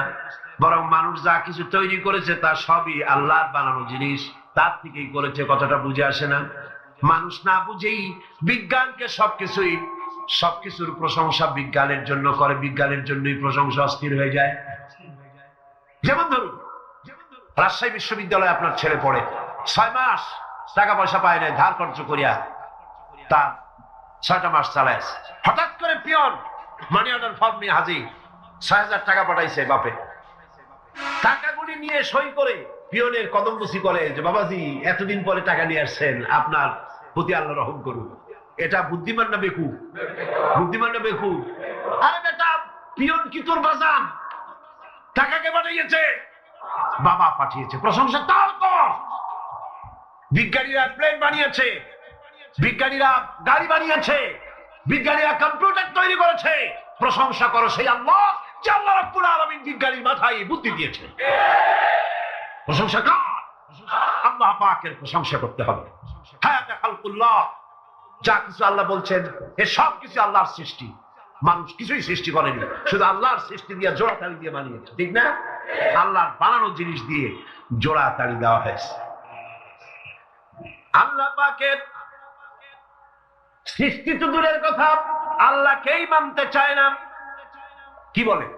বলে আনসিন ইজ নাথিং। শুনছেন কথা? আনসিন ইজ নাথিং, যা দেখা যায় না তা কিছুই না, মানি না। যার রং নাই, রূপ নাই, ধরা যায় না, ছোঁয়া যায় না, অনুভব করা যায় না, তা মানি না। এই কথা দিয়ে তারা আল্লাহরে অস্বীকার করতে চায়। অথচ এই ভদ্রলোকেরা মাধ্যাকর্ষণ না দেখেই বিশ্বাস করে মাধ্যাকর্ষণ আছে, ঠিক কিনা? এই ভদ্রলোকেরা বিদ্যুতের শক্তি দেখেই, বিদ্যুৎকেও দেখে। আপনারা দেখতেছেন বিদ্যুৎ, বিদ্যুতের শক্তি দেখে বিদ্যুৎকে বিশ্বাস করে। বাতাসের প্রচন্ডতা দেখে বাতাসকে অনুভব করে, বিশ্বাস করে। অক্সিজেন চোখে দেখে না, ইথানকে চোখে দেখে না, বিশ্বাস করে। কিন্তু এমনই নাস্তিক, এমনই কপাল পোড়া যে আল্লাহরে দেখা যায় না তাই বিশ্বাস করা যাবে না। এক নাস্তিকের সাথে হযরত ইমাম আবু হানিফা রাহমাতুল্লাহ আলাইহির এক বিতর্ক অনুষ্ঠান হলো। সেই বিতর্ক অনুষ্ঠানে ইমাম আবু হানিফা রাহমাতুল্লাহ আলাইহি পৌঁছতে বেশ দেরি করলেন। নাস্তিক তখন উপস্থিত জনতাকে বলছে, দেখো তোমাদের ইমাম, তোমাদের ইসলামী চিন্তাবিদ যুক্তিতে দুর্বল, সেই জন্য আসতেছে না। বেশ কিছুক্ষণ দেরি করে তিনি উপস্থিত হলেন। নাস্তিক বলল, আগে আপনি বলেন, আপনি ওয়াদা ভঙ্গ করলেন কেন? সময় মতো আসতে পারলেন না কেন? তিনি জবাবে বললেন, দেখো আমি অনেক দূর থেকে এসেছি, এসে দেখি সামনে নদী, এখন পার হবো কেমনে? কোন নৌকার ব্যবস্থা নাই। হঠাৎ দেখলাম কি এক আশ্চর্য কথা, একটা চারা গজায় উঠলো, ফট করে বিরাট গাছ হয়ে গেল। কই থেকে একটা কুড়াল আসলো, গাছটারে কাজে ভাড়ায় গেল। তারপরে এলো করাত, বানাইলো তক্তা, এরপরে আসলো লোহা, পড়লো হাতুড়ি, হয়ে গেল নৌকা। বাহ কি মজা! এরপর নৌকা নামলো নদীতে, আমি উঠে বসলাম, এই পাড়ি দিয়ে আসলাম, তাই যা একটু দেরি হলো। নাস্তিক কয় যে কি সর্বনাশ, এই লোকের সাথে আমি তর্ক করবার মাথা স্ক্রু শটটা দিলাম। একটা গাছ হয়ে গেল ফট করিয়া, তারপরে কুড়াল আসলো, তক্তা হইলো, বিনা মিস্ত্রিতে নৌকা হইলো, এটা কেমন সম্ভব? ইমাম সাহেব বলেন, আমার বিতর্ক শেষ। বিনা মিস্ত্রিতে যদি, তোমার যুক্তি মতে বিনা মিস্ত্রিতে যদি একটা নৌকা না হতে পারে, এই বিশ্ব তৈরি হলো কি করে বিনা মিস্ত্রিতে? ওই বিশাল আকাশ হলো কিভাবে? এই বিরাট চন্দ্র সূর্য হলো কিভাবে? কি করে তোমার ওই বডি তৈরি হলো? নাস্তিক চেয়ার থেকে নেমে ইমামের কাদমের উপরে পড়ে গেল, বলে আল্লাহু আকবার, আমি অন্যায় করেছি, আল্লাহ আমারে মাফ করে দাও।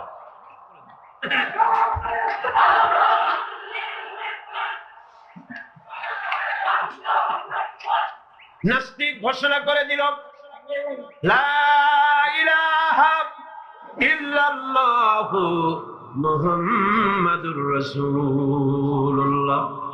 জোরে বলেন, লা ইলাহা ইল্লাল্লাহু মুহাম্মাদুর রাসূলুল্লাহ।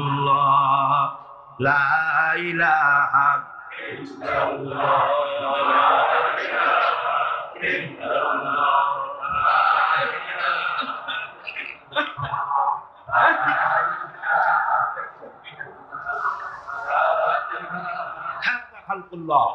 এ হলো আল্লাহর সৃষ্টি। কার সৃষ্টি?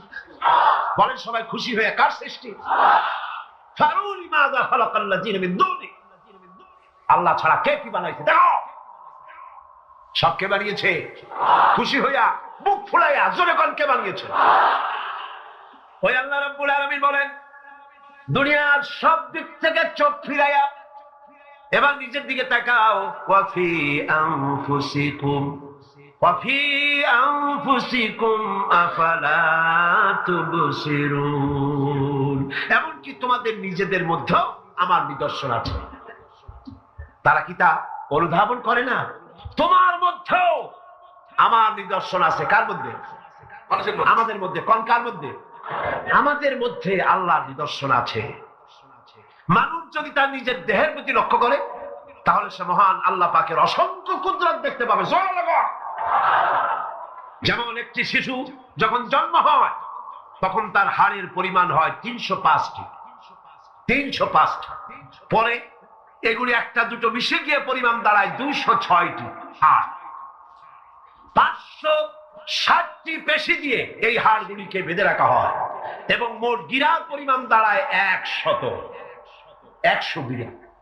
আপনি কি জানেন আপনার আঙ্গুলের মাথা থেকে বাহু পর্যন্ত কয়টা গিরা আছে?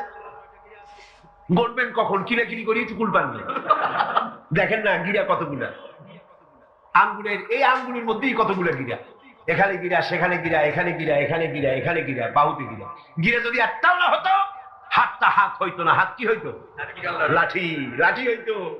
ভাত খাওয়া যাইতো না। ভাত খাইতে গেলে মাখানো লাগে কিনা? মাখানো লাগে না? মাখাইবেন কি দিয়ে? হাত গুলা আঙ্গুলে গিরা নাই, সব কাঁটা চামচ।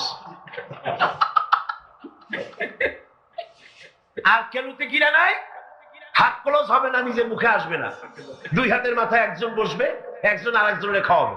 তাও আবার খাওয়াই দিকে মুখের মধ্যে নাকে, নাকের সিধার মধ্যে গিয়ে ঢুকে। হাসতেছেন সুবহানাল্লাহ। ওয়াফি আনফুসিকুম আফালা তুবসিরুন, তোমার ভেতরে আমার নিদর্শন আছে, অনুধাবন করো। মানব শরীর এক আশ্চর্য মেশিন। সুবহানাল্লাহ। আশ্চর্য মেশিন। লক্ষ কোটি সেল এবং লার্ভ সেল দিয়ে জটিল মেশিন পত্রের সমন্বয় এই দেহ তৈরি করা হয়েছে। এবং এই শরীরের ভিতরে দুটো মূল্যবান জিনিস আছে। তার একটি হচ্ছে কন্ট্রোল রুম, যাকে বলা হয় ব্রেইন। যেটা কি? ব্রেইন। আরেকটি হচ্ছে জেনারেটর। সেই জেনারেটরটা কি? হার্ট। আপনার হৃৎপিণ্ড। ওয়াফি আনফুসিকুম আফালা তুবসিরুন, লক্ষ্য করো না কেমনে? তোমার শরীরের দিকে তাকাও না। Brain, control room.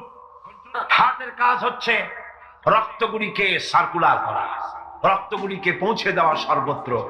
যা খাচ্ছেন সমস্ত খাদ্যগুলিকে রক্ত তৈরি হচ্ছে, হার্টের কাজ হলো এটাকে এইভাবে করে করে পৌঁছে দেওয়া।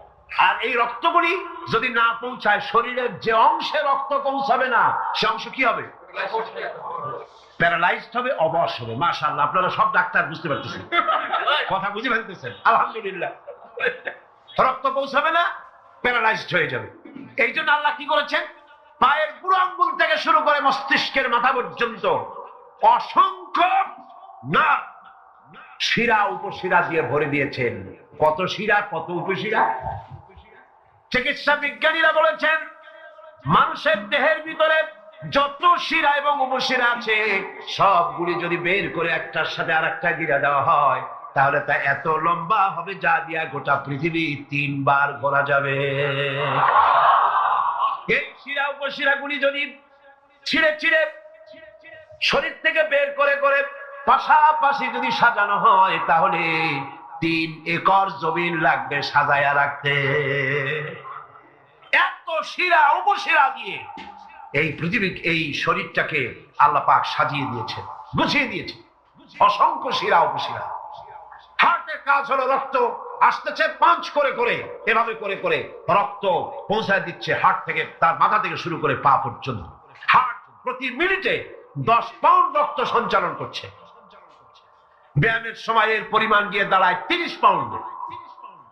এবং এক সময় যদি আপনি আহত হন, অনেকগুলি রক্ত যদি বেরিয়ে যায়, অন্তত 2.5 পাউন্ডের মতো রক্ত আপনার শরীরের মধ্যে সব সময় রিজার্ভ থাকে। কে রাখে কে রাখে কে রাখে? সুবহানাল্লাহ। এবার আপনার হার্ট যদি দুর্বল হয়, হার্ট অ্যাটাক হয় না? চিটাগাঙ্গে নাও হইতে পারে, নাকি হয়?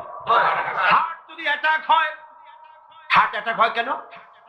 হার্টের যেই জিনিস ভেতর দিয়ে রক্তগুলি প্রবাহিত হয়, আর্টারিগুলি, এই আর্টারিগুলি যদি অতিরিক্ত চর্বির কারণে, অনেকে তো খায় জম্মের খাওয়া, ডাইনি বাই তাকায় না, সুবহানাল্লাহ, সাইরেন কপাল বাদ দিয়ে সব পেট, খাওয়ার সময় বিসমিল্লাহ কয় না, শেষও আলহামদুলিল্লাহ কয় না, খায় আর কয় যা মজা হইছে, খা হুলু কথাবার্তা।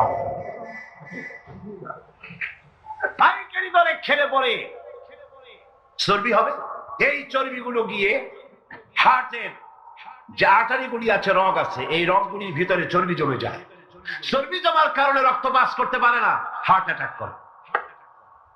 হার্ট অ্যাটাক করলে পরে রোগী যদি বেঁচে যায় তাহলে বাইপাস অপারেশন করতে হয়। বাইপাস অপারেশন করতে যখন যায় তখন তার জন্য রগ দরকার, ওই যেটা ব্লক হয়েছে ওটা ফেলে দিতে হবে, নতুন আরেকটা রগ লাগবে। এবার আপনি দেখেন আমার আল্লাহর কুদরতের দিকে তাকান, আপনার হার্ট অ্যাটাক করতে পারে, নতুন করে একটা রগের দরকার হতে পারে, এই রগ গরুর রগ দিয়া হবে না, এই রগটা ছাগলের রগ দিয়া হবে না, কোথায় পাবেন রগ? কে দেবে আপনার রগ? আল্লাহ পাক আপনার পায়ের ভেতরে রানের মধ্য দিয়া স্পায়ার রগ সেখানে রেখে দিয়েছেন। হার্ট অপারেশন যখন করা হয় ডাক্তারেরা ব্লক করা হার্ট, ওই রগটাকে ফেলে দিয়া উরুর ভিতর থেকে রগ বের করে কলিজার মধ্যে লাগায়া দেয়। সুবহানাল্লাহ। দুটি মাত্র কিডনি হলে, একটি মাত্র কিডনি হলে শরীরটা আপনার বেঁচে যায়। আল্লাহ রাব্বুল আলামিন শরীরের ভিতরে দুইটা কিডনি দিয়েছে। কিডনির নাম জীবন। কিডনির নাম কি? কিডনি অচল হলে আপনি অচল হয়ে যাবেন, শরীর ফুলে যাবে, আপনি মরে যাবেন তাড়াতাড়ি করে, রক্ত শূন্যতা দেখা দেবে। কিডনিকে বাঁচায় রাখা প্রত্যেকের জন্য জরুরি। আর কিডনি বাঁচাবার জন্য পানি খাবেন বেশি করে। কি খাবেন?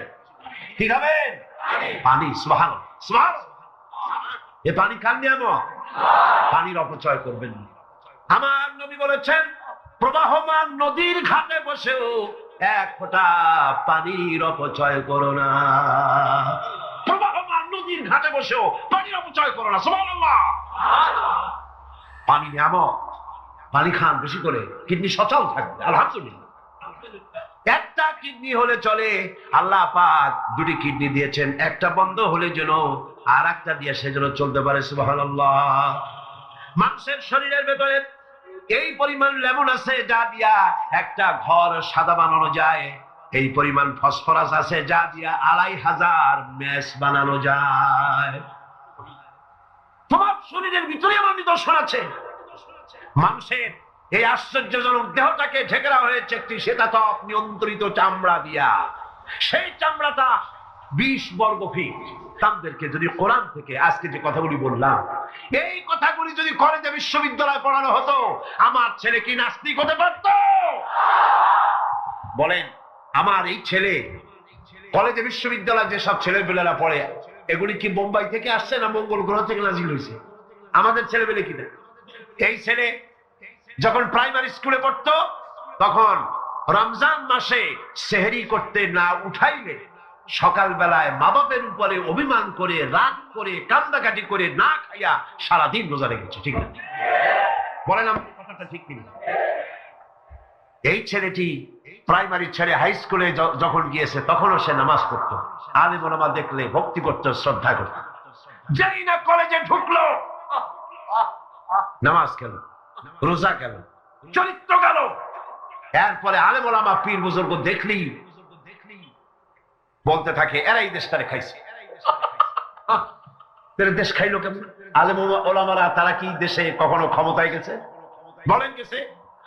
আলেম ওলামা তো জীবনে ক্ষমতাই যায় নাই, তারা দেশ খাইলো কি করে? যারা ক্ষমতায় থাকে ওরা খায় না, যারা ক্ষমতায় যায় না ওরা খায় জন্মের খাওয়া। আশ্চর্য কথা, এরাই দেশটারে খাইছে। নামাজ নাই, রোজা নাই, তারপরে বলা শুরু করে আল্লাহ নাই।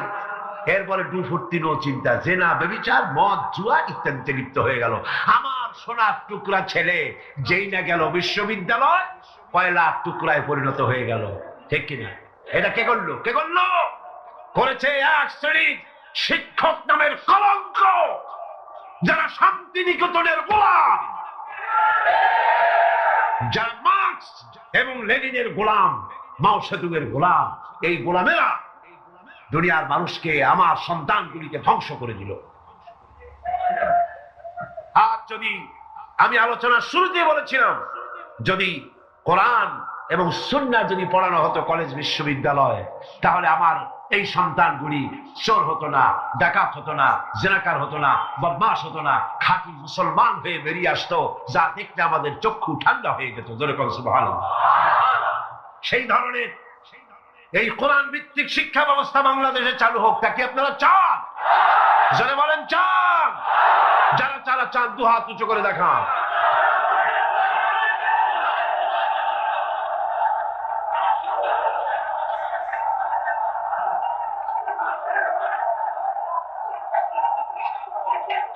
বসুন, বসুন। হাত তুলতে বলেছি, মাথা তো তুলতে বলিনি। আল্লাহ রাব্বুল আলামিন যিনি কোরআন দিয়েছেন মানুষকে শিখবার জন্য, চরিত্র বানাবার জন্য, দিনদার হওয়ার জন্য, এই কোরআন এবং সুন্নাহর বদৌলতেই পৃথিবীতে শান্তি এসেছিল, পৃথিবীতে অর্থনৈতিক মুক্তি এসেছিল, মানুষ সুখ পেয়েছিল, মানুষ সৌন্দর্য পেয়েছিল। আমরা যদি আবার সুখ শান্তি ফিরে পেতে চাই, আবার আমাদেরকে কোরআন এবং সুন্নাহর শিক্ষার দিকে ফিরে যেতে হবে। এর কোন বিকল্প আছে? কোন বিকল্প নাই। সেই কোরআন সুন্নাহর দিকে আমরা কিভাবে যাব, সেই বর্ণনা হবে আগামীকাল ইনশাআল্লাহ।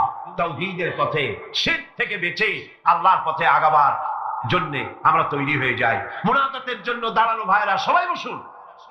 যত ভাই দাঁড়ানো, সমস্ত ভাইয়েরা যার যার জায়গায় বসে পড়ুন, মুনাজাতে শরীক হন। দুই ভাই, দুই অমুসলিম ভাই ইসলাম কবুল করার জন্য এখানে এসেছে। একজনের নাম হলো তপন রক্ষিত, হিন্দু ধর্মাবলম্বী। বর্তমান নাম পছন্দ করেছে মোহাম্মদ হোসাইন। আর একজনের নাম শ্রী দীপক চন্দ্র হাওলাদার, এও হিন্দু ধর্মের অনুসারী। বর্তমান নাম পছন্দ করেছে মোহাম্মদ ওমর ফারুক। মাশাআল্লাহ। লা ইলাহা ইল্লাল্লাহু মুহাম্মাদুর রাসূলুল্লাহ। আল্লাহ ছাড়া কোন ইলাহ নাই, মাবুদ নাই, উপাস্য নাই, যিনি এক, যিনি একক। মুহাম্মদ সাল্লাল্লাহু আলাইহি ওয়াসাল্লাম আল্লাহ প্রেরিত রাসূল। জোরে বলো, আশহাদু আল্লা ইলাহা ইল্লাল্লাহু ওয়াহদাহু লা শারীকা লাহু ওয়া আশহাদু আন্না মুহাম্মাদান আবদুহু ওয়া রাসূলুহু। আমি সাক্ষ্য দিচ্ছি আল্লাহ ছাড়া কোনো ইলাহ নাই, মাবুদ নাই, উপাস্য নাই, তিনি এক, তিনি একক, তার কোনো অংশীদার নাই। আমি আরো সাক্ষ্য দিচ্ছি মুহাম্মদ সাল্লাল্লাহু আলাইহি ওয়াসাল্লাম আল্লাহর প্রেরিত রাসূল এবং তার বান্দা। সকলকে বলো আসসালামু আলাইকুম। এই দুই তরুণ যুবক একটু আগে মুশরিক ছিল, এখন তারা আমাদের তাওহীদি ভাই। এবং আজকের মাহফিলে ছোট্ট ছোট্ট বাচ্চারা যেভাবে মাসুম, এই দুজনও সেইভাবে নিষ্পাপ, বেগুনাহ, মাসুম ঘোষণা করেছেন রাসূল করিম সাল্লাল্লাহু আলাইহি ওয়াসাল্লাম। অর্থাৎ অমুসলিম যখন ইসলাম কবুল করে, মুখে উচ্চারণ করে, মনে প্রাণে বিশ্বাস করে কালেমায়ে তাইয়্যিবা এবং কালেমায়ে শাহাদাত উচ্চারণ করে, জিন্দেগীর সমস্ত গুনাহ থেকে আল্লাহ পাক মাফ করে দেন। সুতরাং আমি তাদেরকে বুকের সাথে আলিঙ্গন করে সম্মানিত করছি।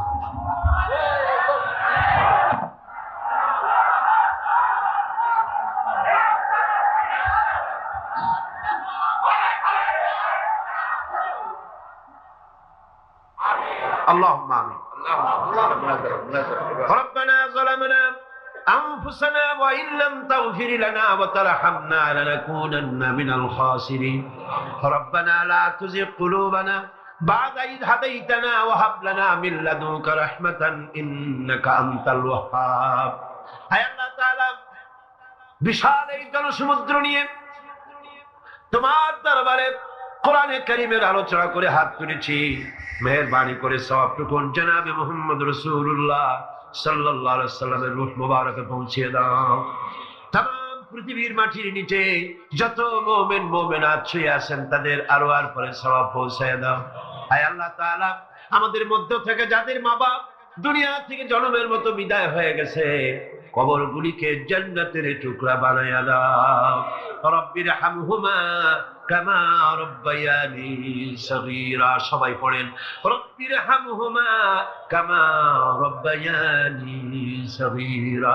হে আল্লাহ তাআলা, বিশাল এই মাহফিলে কোরআন শোনার জন্য কোরআনের পাগল মুসলমানেরা, অমুসলিমরা দূর দরাজ থেকে, বিভিন্ন জেলা থেকে, আশেপাশের দেশ থেকে কোরআন শোনার জন্য আসে। আল্লাহ তুমি দয়া করে কোরআনের হেদায়েত আমাদের নসিব করে দাও। আমাদের এই দেশটি কোরআনের শাসন দিয়ে পরিচালিত হয়েছে, এই দৃশ্য আমাদের চোখে দেখার তৌফিক দান করে দিও। হে আল্লাহ তাআলা, এই বিশাল মাহফিল পরিচালনা করতে গিয়ে ইসলামী সমাজ কল্যাণ পরিষদ প্রতি বছর হিমশিম খেয়ে যায়। সামান্য একটা মেয়ের বিয়েতে কত টাকা লাগে, লক্ষ লক্ষ টাকা সেখানে খরচ হয়ে যায় ছেলে মেয়ের বিয়েতে। আর এত বড় বিশাল প্যান্ডেল, এত লাইট, এত মাইক, এত প্রচার, এত মাইকিং, এত হ্যান্ডবিল, এত পোস্টার, এত মেহমান। আয় আল্লাহ তাআলা, এত ভলেন্টিয়ার, কত বেশি খরচ হতেছে। আল্লাহ তোমার বান্দাদেরকে বোঝার তৌফিক দিয়ে দাও। তোমার দিনদার, ইমানদার, মালদার সমস্ত মানুষদেরকে এই বিশাল মাহফিলে আর্থিক দিক থেকে সহযোগিতা করার তৌফিক দান করে দাও রব্বুল আলামিন। 5 দিন মাহফিলের 2 দিন চলে গেল, আর 3 দিন আমাদের সামনে তোমার কুদরতের আপন কুদরতি নিজাম দিয়া বাকি 3 দিন আল্লাহ তুমি চালাইয়া দিও। এই মাহফিল যেন ঋণগ্রস্ত হয় না, আল্লাহ ঋণ পরিশোধের তৌফিক দান করে দিও রব্বুল আলামিন। সকলকে হেদায়েত নসিব করে দিও। হে আল্লাহ তাআলা, আমাদের জীবনের রোগ ব্যাধি মাফ করে দিও, আমাদের আশা আকাঙ্ক্ষা জীবনের নেক বাসনা পুরা করে দিও। মা বোনেরা কষ্ট করে আসেন, হে আল্লাহ মা বোনদের উপরে তোমার খাস রহমত নাযিল করো। আগামী বৃহস্পতিবার মা বোনদের জন্য আলাদা ভাবে সকাল বেলায় যে আয়োজন করা হবে, হে আল্লাহ সেখানে চিরগংবাসী সমস্ত মহিলাদেরকে আসার তৌফিক দান করে দিও। তাদের জন্য আলাদা ভাবে কোরআনের কথা, হাদিসের কথা তাদের শোনাবার তৌফিক দান করে দিও রব্বুল আলামিন। এই মাহফিল কিয়ামত পর্যন্ত আল্লাহ তুমি কবুল করো। এই মাঠ যারা দিলেন, হে আল্লাহ প্যারেড ময়দান, রজবালি ময়দান যারা ছেড়ে দিল, আল্লাহ তুমি তাদেরকে জান্নাতের ময়দান ছেড়ে দিও রব্বুল আলামিন। কোরআনের কথা আজকে বললাম, কোরআনের শিক্ষার কথা বললাম। আমার জাতিকে, এই দেশের সরকারকে এই কথাটা বোঝার তৌফিক দান করে দাও। ধর্ম নিরপেক্ষ মতবাদ একটি কুফরি মতবাদ, মুসলমানদের জন্য গ্রহণযোগ্য মতবাদ এটা না। এই জিনিসটা তাদের বোঝার তৌফিক দাও। ধর্ম নিরপেক্ষ শিক্ষা ব্যবস্থাকে দূরে ছুঁড়ে মেরে কোরআন সুন্নাহ অনুযায়ী ইসলামী শিক্ষা চালু করার তৌফিক এদের দিয়ে দাও। আয় আল্লাহ, যে সমস্ত মেহমানদেরকে এখানে দাওয়াত দেওয়া হয়েছে, সমস্ত মেহমান সহি সালামতে তাদের যাতায়াতের ব্যবস্থা করে দিও এবং তাদেরকে সুন্দর করে উপস্থাপনা করার বলার তৌফিক দান করে দিও রব্বুল আলামিন। তুমি আমাদের দিলের সমস্ত নেক কামনা পুরা করো এবং আমাদেরকে তোমার খাঁটি গোলামদের মধ্যে শামিল করো রব্বুল আলামিন। কিয়ামতের দিন তুমি মেহেরবানি করে আমাদেরকে তোমার গোলাম হিসেবে কবুল করে নিও। রব্বানা তাকাব্বাল মিন্না ইন্নাকা আনতাস সামিউল আলিম ওয়া তুব আলাইনা ইন্নাকা আনতাত তাওয়াবুর রহিম। সুবহান রাব্বিকা রাব্বিল ইজ্জাতি আম্মা ইয়াসিফুন ওয়া সালামুন আলাল মুরসালিন আলহামদুলিল্লাহি রাব্বিল আলামিন। ওয়াজআল আখিরা কালিমাতিনা ইনদাল মাউত লা ইলাহা ইল্লাল্লাহু মুহাম্মাদুর রাসূলুল্লাহ। আসসালামু আলাইকুম ওয়া রাহমাতুল্লাহ।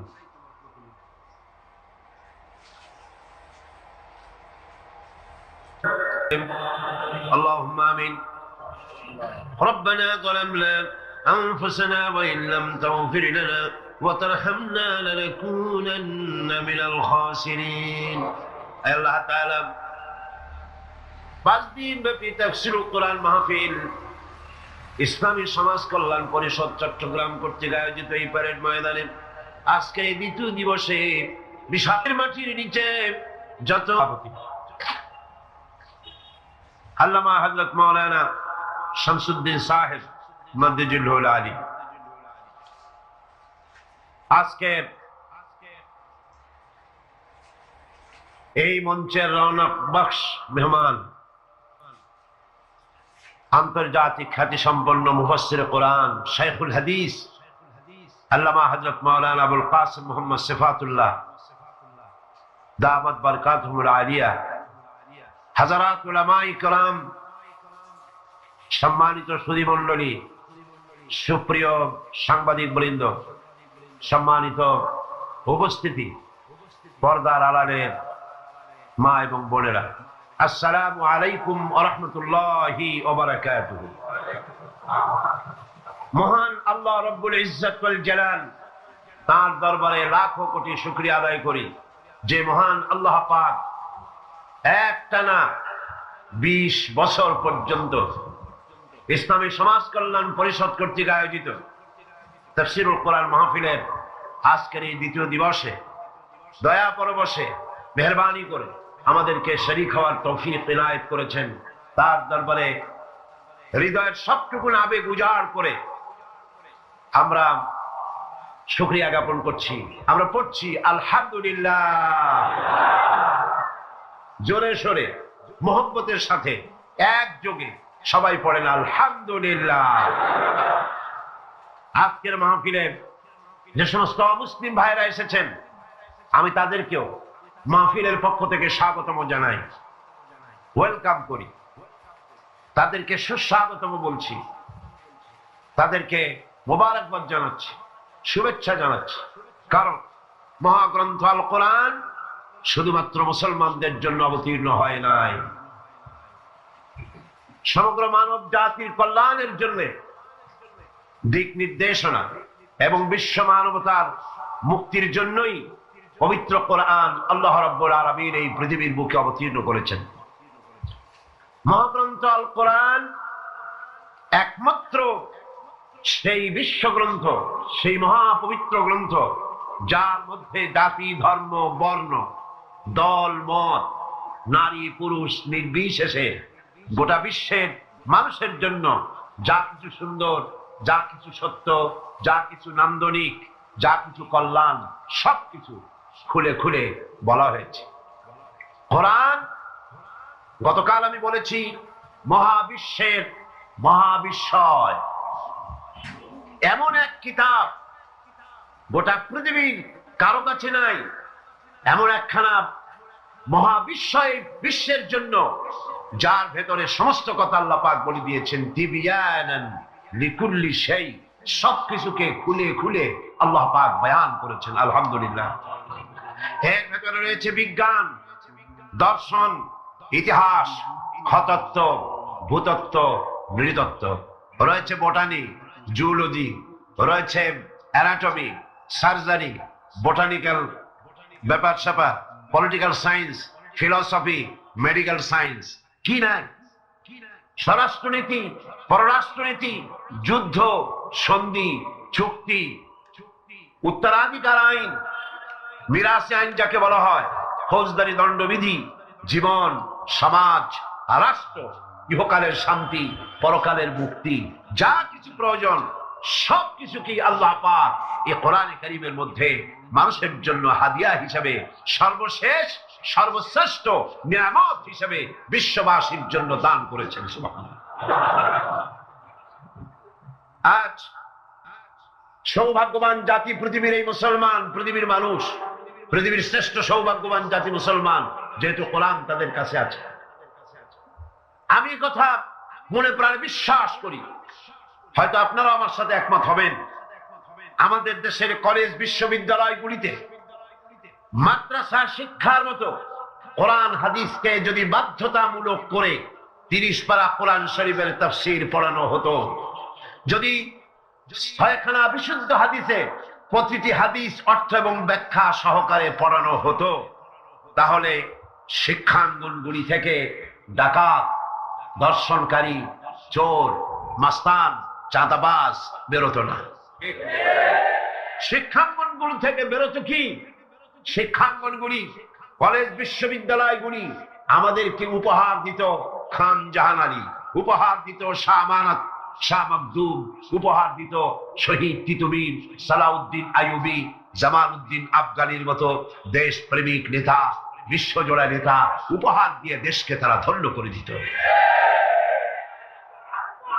ওনারা বলছেন মাদ্রাসা শিক্ষার প্রয়োজন নাই, ধর্ম শিক্ষার প্রয়োজন নাই।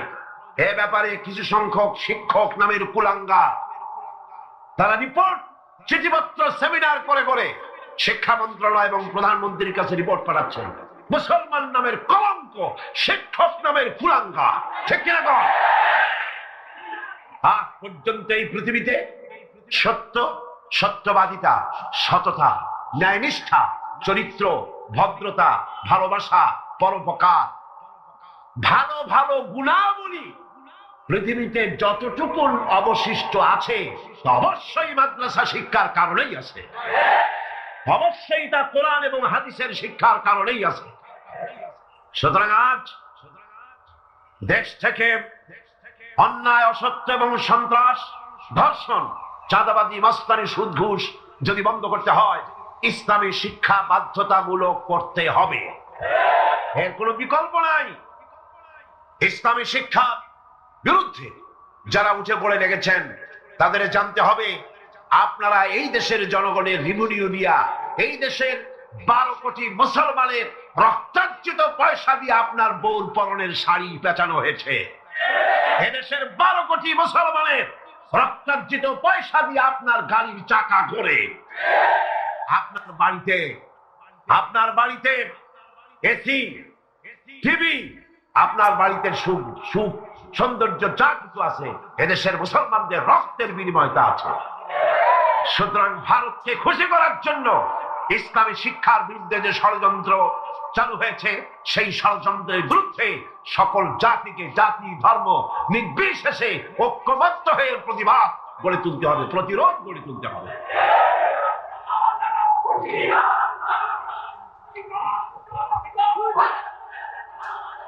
আমি বলতে চাই, ধর্মীয় শিক্ষা বাধ্যতামূলক করার অর্থ এটা নয় যে হিন্দুদেরকে ধরে ধরে ইসলাম শেখানো হবে। এর অর্থ কি তাই? খ্রিস্টানদেরকে ইসলাম শেখানো হবে, অর্থ কি তাই? না। ধর্মীয় শিক্ষা বাধ্যতামূলক করার অর্থ হলো হিন্দু তার হিন্দু ধর্ম শিখতে বাধ্য, কম্পালসারি। খ্রিস্টান তার ধর্ম শিখবে, বৌদ্ধরা তার ধর্ম শিখবে, আর মুসলমানেরা ইসলাম শিখবে। কলেজ, বিশ্ববিদ্যালয়, প্রাইমারি থেকে শুরু করে মাস্টার ডিগ্রি পর্যন্ত কোরআন এবং হাদিস শিখবে সেইভাবে যেভাবে মাদ্রাসায় শেখানো হয়।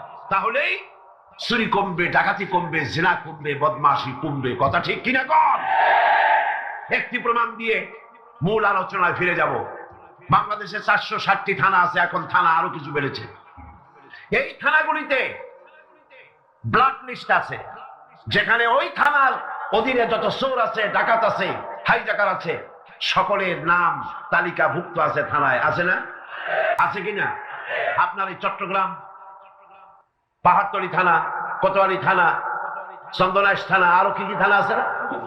হ্যাঁ, XX, ডবল মুরিং থানা আছে, এই সমস্ত সাতকানিয়া থানা আছে।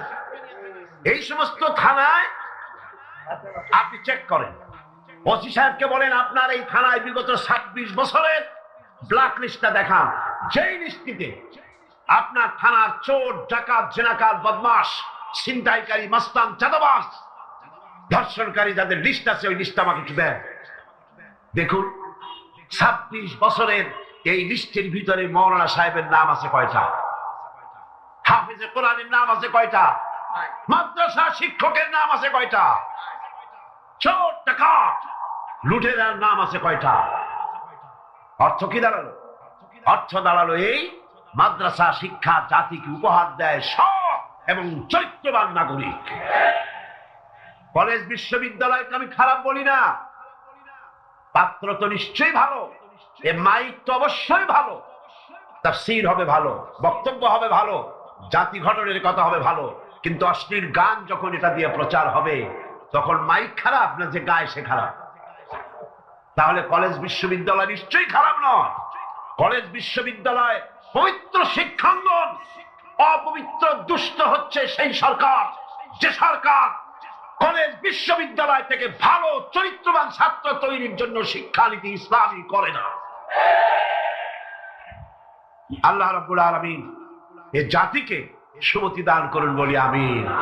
কোরআন কি শিখায়? আসুন কোরআনের কাছে যাই।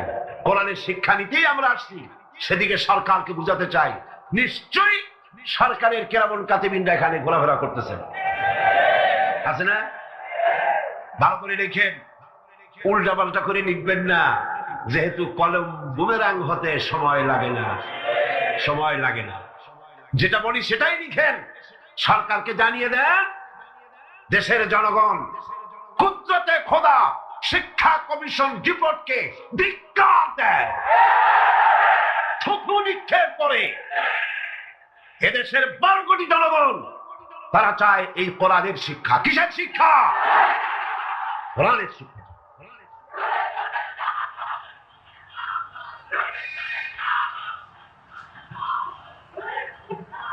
এই কোরআন দিয়েই তো রাসূল করিম সাল্লাল্লাহু আলাইহি সাল্লাম আরবের সেই অভদ্র, অসভ্য, বর্বর কুসংস্কারাচ্ছন্ন একটি সমাজের আমূল পরিবর্তন এনে দিয়েছিলেন, ঠিক না?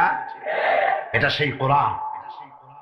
গত 20 বছর ধরে এই মঞ্চে যত কথা আল্লাহ বলেছেন সাক্ষী দেন। আমি কোনদিন বলেছি এটা আমার বাবার কথা বলেছি? আমরা বাবার কথা বলতে আসি না, বাবার দালালি করতে আসি না। আমরা দালালি করি ঠিকই, আমরা অবশ্যই দালালি করি। সে দালালি পৃথিবীর কোন রাষ্ট্রের নয়, কোন ব্যক্তির নয়।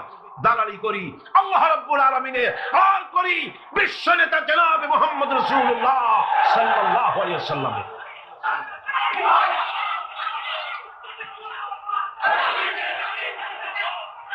এই দালালি যদি অপরাধ হয়, এই দালালি যদি অপরাধ হয়, তাহলে এই অপরাধের জন্য ফাঁসির মঞ্চে চড়তে রাজি আছি। আল্লাহর কথা, রাসূলের কথা বলতেই থাকবো ইনশাআল্লাহ। আল্লাহ যেন সে তৌফিক আমাদের দেয়। কোরআন আজিম কিতাব। বঞ্চিত হতভাগ্যরা কোরআনের মাহফিলও আসে না, কোরআন শুনতেও আসে না, পড়েও নাই জীবন, শুনতেও আসে না।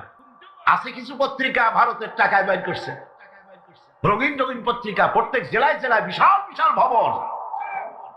কোথায় টাকা পাও বুঝি? সময় আসবে প্রতিটি পায়ের হিসাব দিতে হবে। এই চট্টগ্রামে কোন নর্তকীর খেমটা নাচ তাও পত্রিকায় জায়গা পায়। এই বিশাল মাহফিল একটা কলমও জায়গা পায় না। কিয়ামতে কি জবাব দিবি? আল্লাহর কাছে কোথায় গিয়ে দাঁড়াবে? মুসলমান নামের কলঙ্ক, সাংবাদিক নামের কলঙ্ক, যারা কোরআনের মর্যাদা দিতে জানে না, আর যারা জানে তাদের উপর আল্লাহ রহমত নাজিল হোক। জোরে বলেন আমিন, জোরে বলেন আমিন। আর যারা সাংবাদিকতার মুখে কালিমা লেপন করে ভারতের পা চাটা গোলাম হয়েছে, আল্লাহ তাদেরকে হেদায়েত নসিব করে দিন। ভারত তোমারে বাঁচাবে না, ভারতের টাকা বাঁচাতে পারবে না। যখন গজব আসবে টেলিফোন করে তোমার বাবাজির খবর দেওয়ারও সময় পাবা না। কোরআনের কাছে আসো, কোরআন তোমাকে মুক্তি দেবে। কে মুক্তি দেবে? কোরআন। বিজ্ঞানে ভরা, রাষ্ট্রবিজ্ঞানে ভরা। কে বলেছে